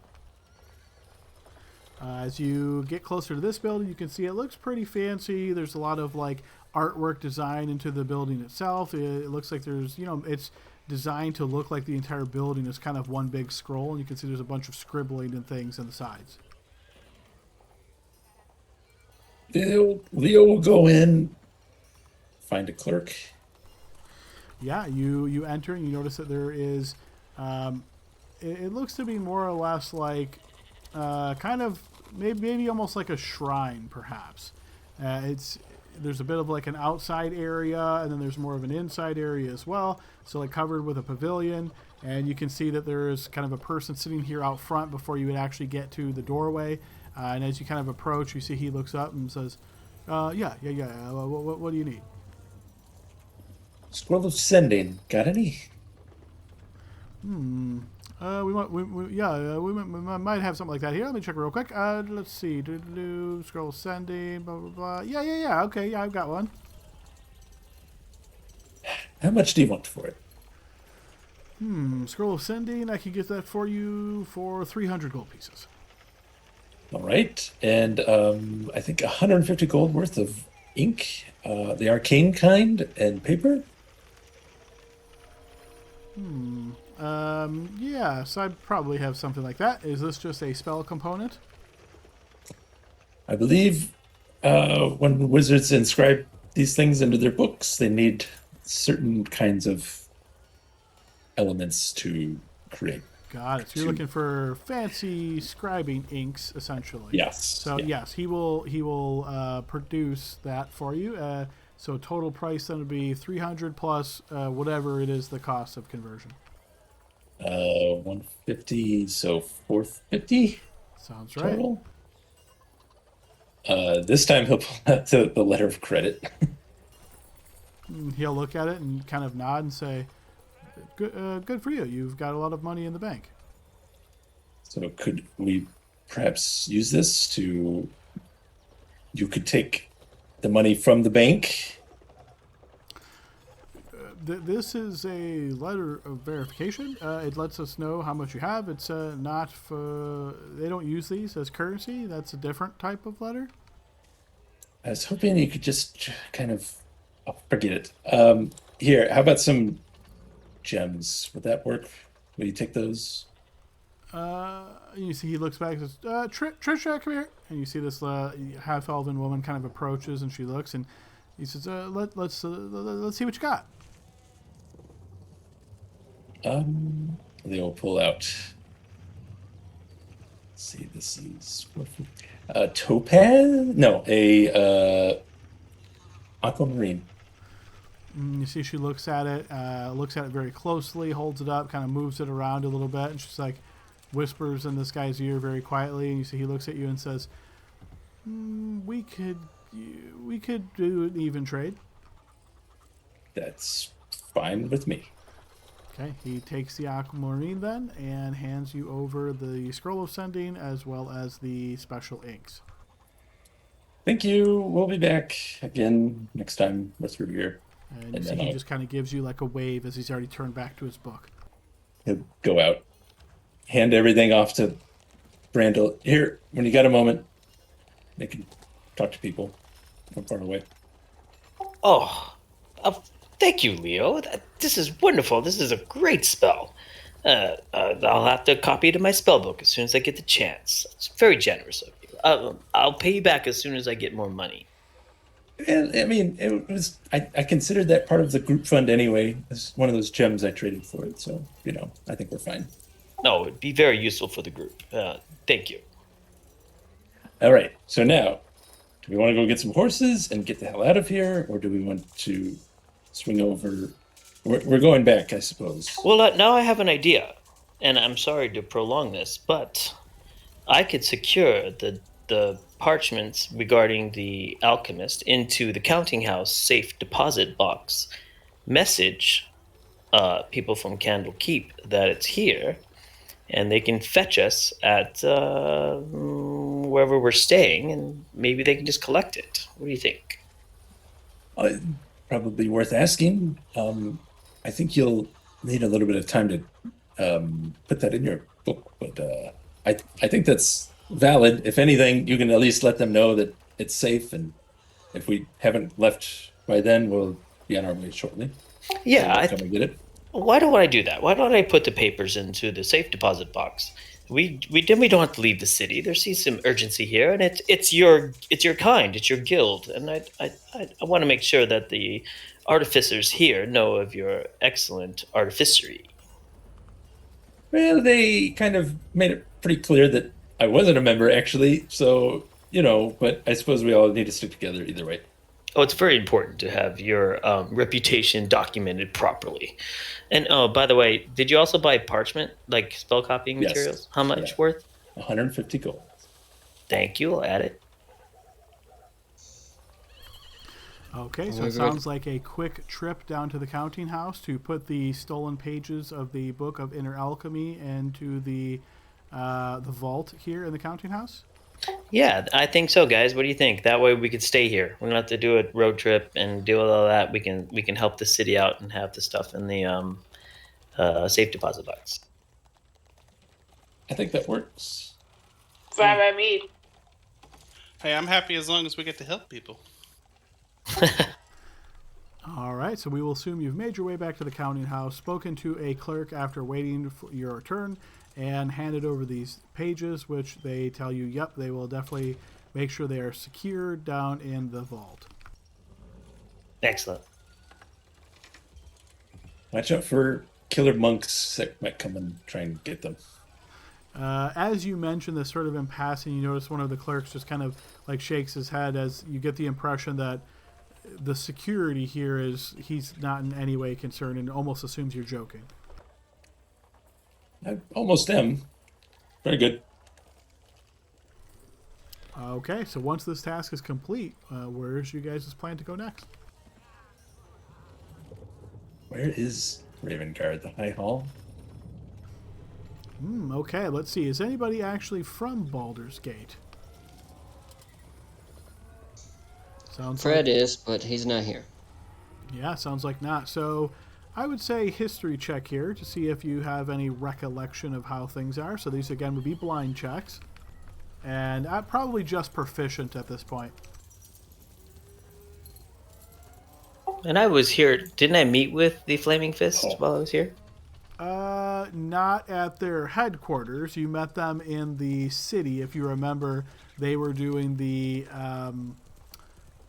holding down the gate, the Basilisk Gate. There was a big group of them there, and that's where they're at. So, but yeah, you sort of recall here, Brandel, that there is a place known as the Sea Tower of Baldurin, and that is the headquarters of the Flaming Fist. Oh, we should go there. I've remembered. Good. Lead the way. Right. So it's this giant island here in the middle of the... We have to head this direction. Yep. All right, so Just you make your across. way through the steeps, through the Bloom Ridge, pass through into the district known as the Sea Tower, noticing a lot of different folks as you're making your way. You can see some folks on the side of the paths here kind of hawking different foods. Nothing that sounds like skooma, though, Lexi, even though your ears perk up a couple times. But a few different odd and exotic foods, perhaps. Any fish, Adam? Sorry, I didn't mean to Absolutely, interrupt. yeah. Fish is probably one of the most popular things here in Baldur's Gate, being right on the water. So, yes. I'll buy it. I'll just hand a fishmonger a gold piece and take a fish as I walk by it. Yeah, and very happy to do so, as that's way overpriced. So, yeah, it doesn't even argue at all and lets you take the biggest one. So, yeah, you've got a fresh fish in your possession. I just take my short sword and I cut the fish off and I hand it back to the monger and then I just take the tail with me. Okay, yeah, and he looks confused but doesn't complain after he's got his gold. So, yeah, you have that in your possession. You guys continue making your way. You get onto this long, narrow path that looks kind of like, you could think of it as like a long stone dock that extends out from the mainland out to the sea tower itself. And as you're approaching, you're sort of impressed to see just the defensive nature here of the sea tower. The crenellations, the towers, you can see that it looks like there's actually ballistae and cannons set up and ready. You get the impression that this is, again, very defensive. You can even see off sort of in the distance, there's this very long chain that hangs, and it is just absolutely massive. And it gives you the thought that if necessary, they could actually take a chain across this entire area and essentially block off the harbor from any invading ships. As you're noticing this and thinking all of this at the time, and people are sort of walking by you as you do, you notice suddenly as one of them says, yeah, just be real careful. No, be careful. And suddenly you see a guy drops this globe that shatters on the ground, and this like purplish liquid just covers the ground, and you see all this swirling energy around you as shapes suddenly begin to emerge. But guys, we are at the end of our session, so that is where we will go ahead and pause it. Oh boy. Huzzah! It's a Butterfingers. shopping session. It was indeed, yes, shopping session. But obviously, hopefully with that ending, you guys know you're going to be ready for some action starting at the very beginning of next session. So we'll pick up there, and I assume your plan here is to try to resolve this situation, speak to Alder Ravengard, get access to where Alan is being stored, and try to discuss with him this issue with the infiltrators and kind of follow up on that lead. Yeah. Sounds like a good plan, yeah. All right, and once you guys resolve that, is your plan to then get back to Candlekeep, sort of ASAP? Yeah. Perfect. Yes. Okay, just want to get a vague idea of what the plan is there. I think I've got it. So, yeah, all right, I'll be prepared for that. And as we discussed previously, once you get back to Candlekeep, that's when we'll go ahead and take that week downtime. Some of you guys have already done those pieces, but they will take effect once you're there, and we have that ability to skip some time there. So, yeah, excellent. Hope you guys had a fun time. Yeah, very heavy RP session and a lot of shopping, so it was a lot of fun getting to see some of those elements. And, yes, we will pick up next week and continue the adventure then. Great Hey, session, Adam. everyone. Does the fireworks have anything I need to know, or am I just going to light these things off and see what happens? I'll send you some explanation because, yeah, you being an artificer, I'm sure you have a vague understanding of how they work. Okay, cool. Yeah, Thank great you. job, guys. Had fun. All right, Same. good night, Session, everyone. y'all. Guys, see ya. Have a good one. Bye.